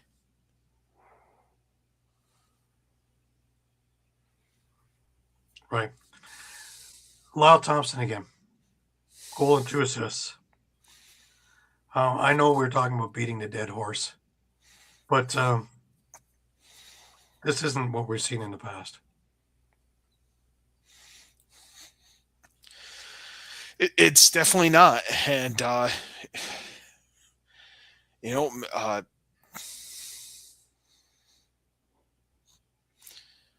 same thing, I guess, same question that we just asked with Blaze Reardon. Does he need a change of scenery? Right. We've been talking about that. With his brother's not there anymore.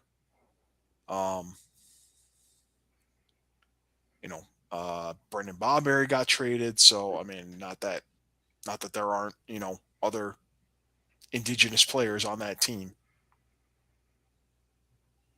But you have to wonder, and you have to wonder what. He means a lot to that franchise. He does, and I know I've been kind of back and forth on it too. Like maybe just wait out and see how things kind of go at the trade deadline, but his stock's starting to fall. So maybe just kind of start picking up the phone. I don't know if I'm a fan. We've heard all the talk, especially with now next week. They're going to be heading to Calgary. They're going to be heading to play Calgary in Edmonton. So they kind of lose one of their home games for the year. And double whammy, they do play Calgary twice this year. So they're going to be traveling up to Alberta for both of those games against Calgary. So the unboxed game is next week. Against a hungry Calgary team. Like Calgary team, like I said, I think it's better than their record shows. Yep. Yeah. So, if I'm a fan, I can live through the rebuild, but I don't know. I think a lot of the fan base is not going to be happy if Lyle Thompson gets dealt away at the trade deadline. Well, that's the other thing too, is with all the stuff he does for the area, that'd be tough. That's big. And just thinking about that, he has been arguably, you can argue at worst, you can argue that he has been the game's biggest ambassador for the last decade. And maybe something folks haven't considered is the toll that additional responsibility has taken on him. Yeah, that's just the thing. Like, great ambassador, and I don't deny any of that. It's absolutely true. But the business side of things sucks. Yeah. As much as the fans want to see him say, as much as, how much he does off the field, you have to look at the on field. It's not winning. It's not a winning situation. The business side sucks. Sometimes you have to make a decision that's just not popular because that's the business side of things. Yeah, I agree. But, something has to happen because Georgia, I don't know, this is the lowest output I've ever really since they moved to Georgia that I've seen them with in any stretch of the imagination. Yeah, I mean, geez, this was a record-setting offense the year they won the Cup in 2017. Yeah. So, and I'm just taking... even the years that they didn't win the Cup, they were still a juggernaut. They could put up anytime they wanted, double digits. Here, I think they need 2 games put together. And I'm looking ahead here to next year.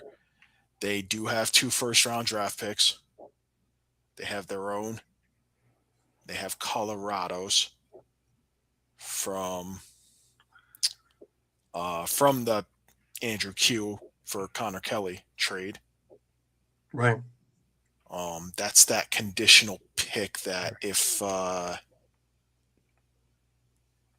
sorry, let me.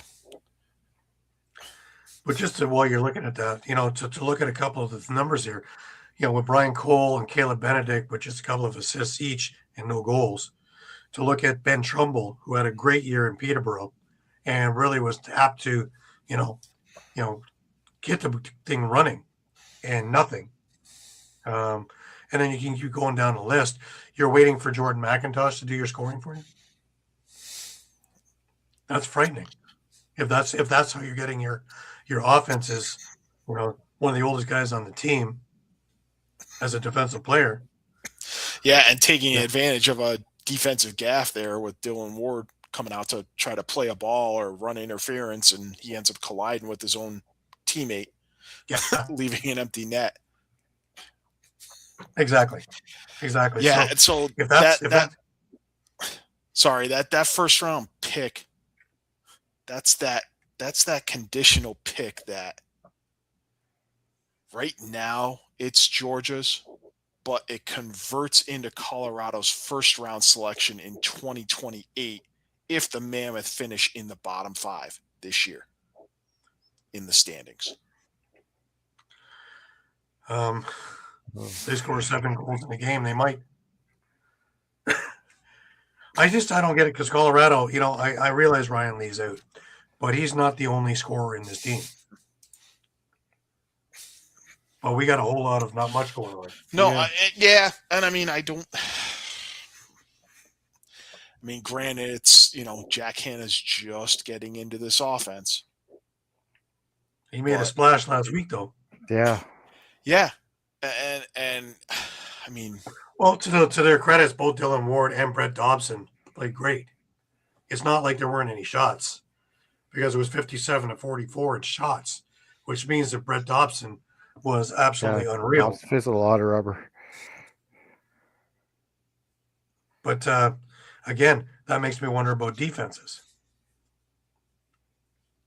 Right? If there's that many shots on both sides, there's not a whole lot of defense going on.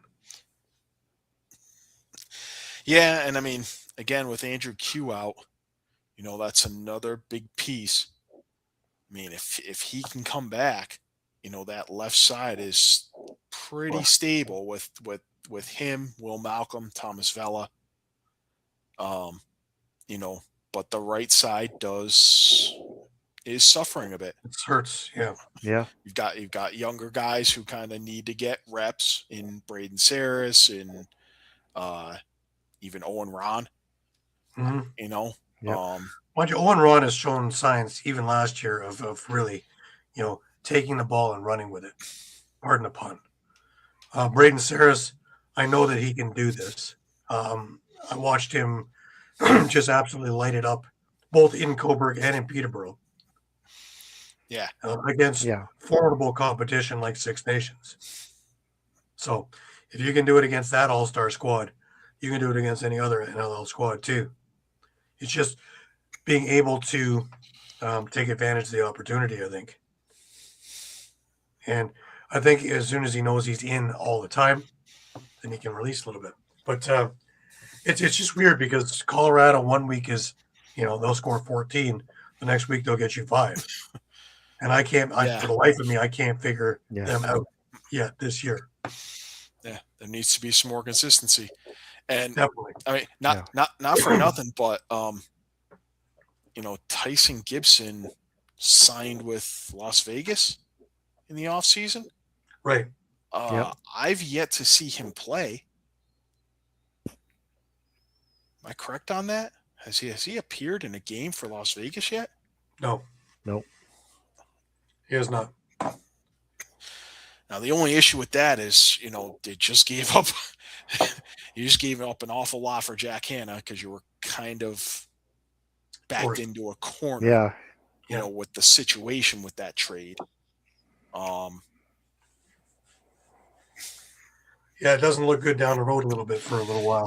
Yeah. To turn around and then inquire about Gibson, almost seems like, you got to give up another big haul. Right. But,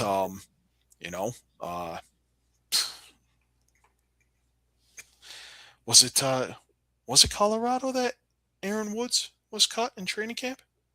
Yes, because him and Nate Woods were both on the Colorado squad and both got cut last week. So gotta wonder about that. I already got Aaron Woods going to Philadelphia. Sorry. Well, good. Then that allows me to say for like the 5th week in a row, Dan Littner, line 1. Yep. Yeah. He just fell off the map, eh? Completely fell off the face of the earth. Yeah. You want a guy who's not afraid to go to the net. Well, yeah. At 5'8". He was happy to be right there in the 5'8" and fearless, yeah. Fearless, yeah. Anyways, let's have a look at what's upcoming, because looking at this week, in my week of pick'ems, I'm using blindfold and darts. I have no idea. I think we all are. Colorado is into Halifax. I don't know what Colorado team is taking a flight. I really don't. Hopefully one that has a good power play. Yeah, I was going to say, we know Halifax is going to take a ton of penalties. We know that's a given. So, yeah. You got Ottawa into Buffalo. Is Buffalo the Buffalo team that I saw a couple of weeks ago, or is it the one I watched yesterday in Rochester? Will Jeff Teat have an opportunity to run wild with Riley O'Connor and Connor Kiernan, or are they going to be locked down with a Buffalo defense that's, got a couple of bodies extra in there to try and do it, because these guys can run them ragged. And can the Ottawa defense prevent a 6+ goal run? Yeah. Calgary and Georgia. I actually like Calgary's chances in this one right now. I do. I haven't seen Georgia score any goals. Yeah. San Diego, Vancouver. Again, if there's something that's ailing for Vancouver, this could be exactly what the doctor ordered. Yep, especially if Chris Aguilera is still out. Well, it was a groin injury, so I don't think that heals in a week. Yeah. Yep. I mean, we saw Dunkerley can get it done. He's not a slouch. Yeah, Dunkerley's not a bad goalie. No. By any stretch. He's capable of being a starting goalie. He needs help in front of him.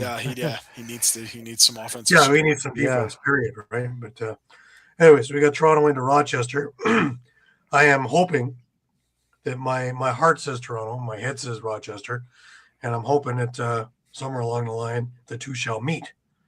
But just what I'm seeing in Rochester could be a long evening if Toronto is not playing their absolute A+ game.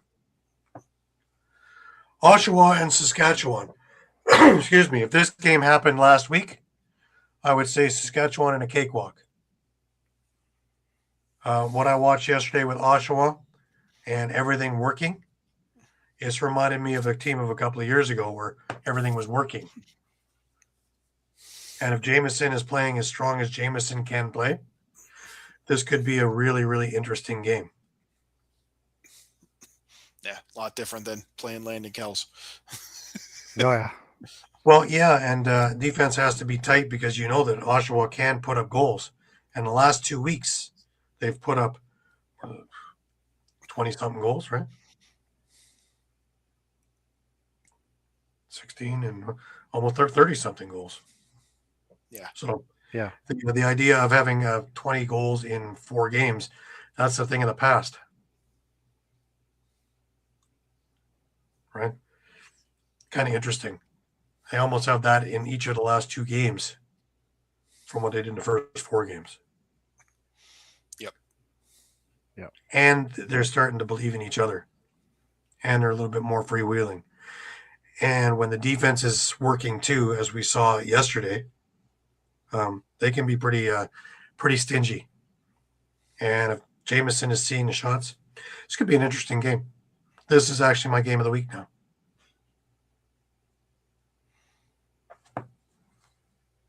The must-see.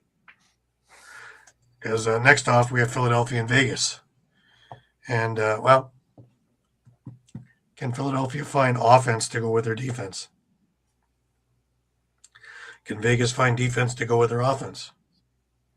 Interesting turn.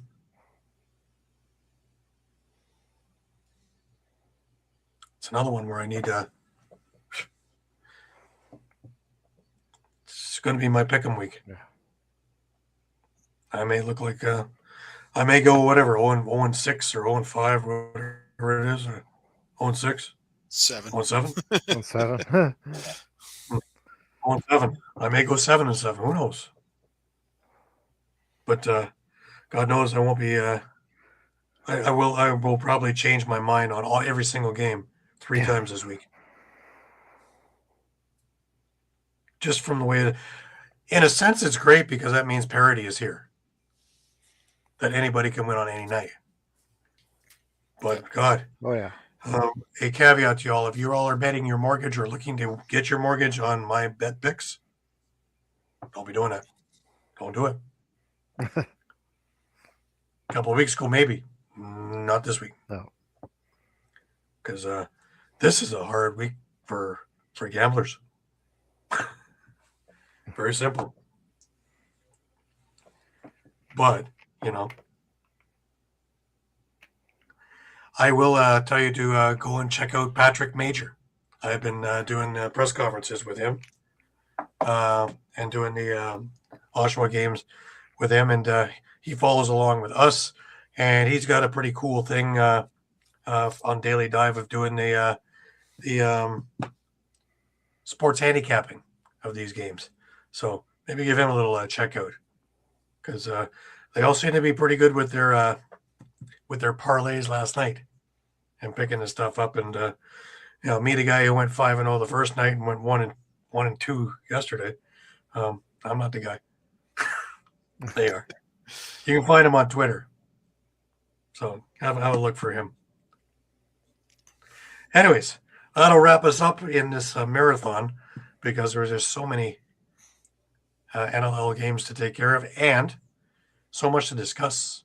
We are going to start to look at more of the who's hot and who's not idea weekly and see exactly who needs help and who doesn't.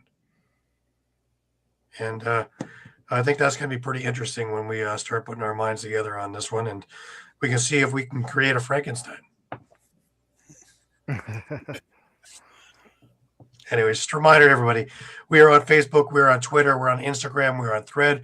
We are on YouTube as well as on www.streampunkentertainment.com. Please come and check us out, especially on our Facebook flagship page at All Across All the Time, 3, 4, 5 times a day because the news is always changing and we have our thumbs on the pulse of the situation and we are up to date and accurate with what we are bringing to you. And it is not only our pleasure but our privilege to give you the information as we can get it to you. That brings us to the last words. And Shawn, I'm going to start with you this week. Yeah, no, you know what, the game that really actually stands out to me, we mentioned, is that Calgary-Georgia game, actually, just because, like I said before, I think this Calgary team, they're just on the cusp. they're on the cusp of something, and I think there's something there. So we'll see if it's against Georgia. Right, Mike. Last words to you.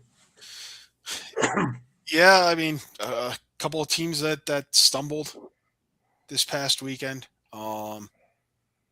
Interesting to see how they're going to bounce back, particularly Halifax. I would say Buffalo as well, and even Toronto. Mm-hmm. How they can capitalize on a win and keep momentum going. Right. Well, me yesterday was fun because before the game there was a pre-party with the Gales and that, and a couple of little draws, and of course I didn't win the signed Gales jersey, but both myself and my wife won these beautiful Oshawa Fire World flags that we carried Nice. in the parade. So not bad, not bad. Add it to the stuff around here, and one day, the stuff's going to come falling down. It's just going to be all kinds of equipment and magazines and books and other things, and just arms and legs. And if you happen to walk into the office here and see arms and legs and stuff, dig me out, please, because there's a lot of really cool things in here, and lots of we'll call it ancient stuff.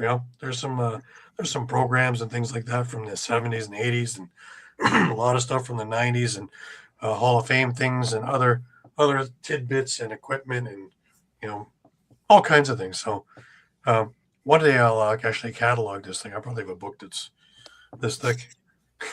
But anyways, thank you as always to everybody who is watching and staying with us, and it's been a pleasure again to see everybody at the live arenas and to talk lacrosse with all of you.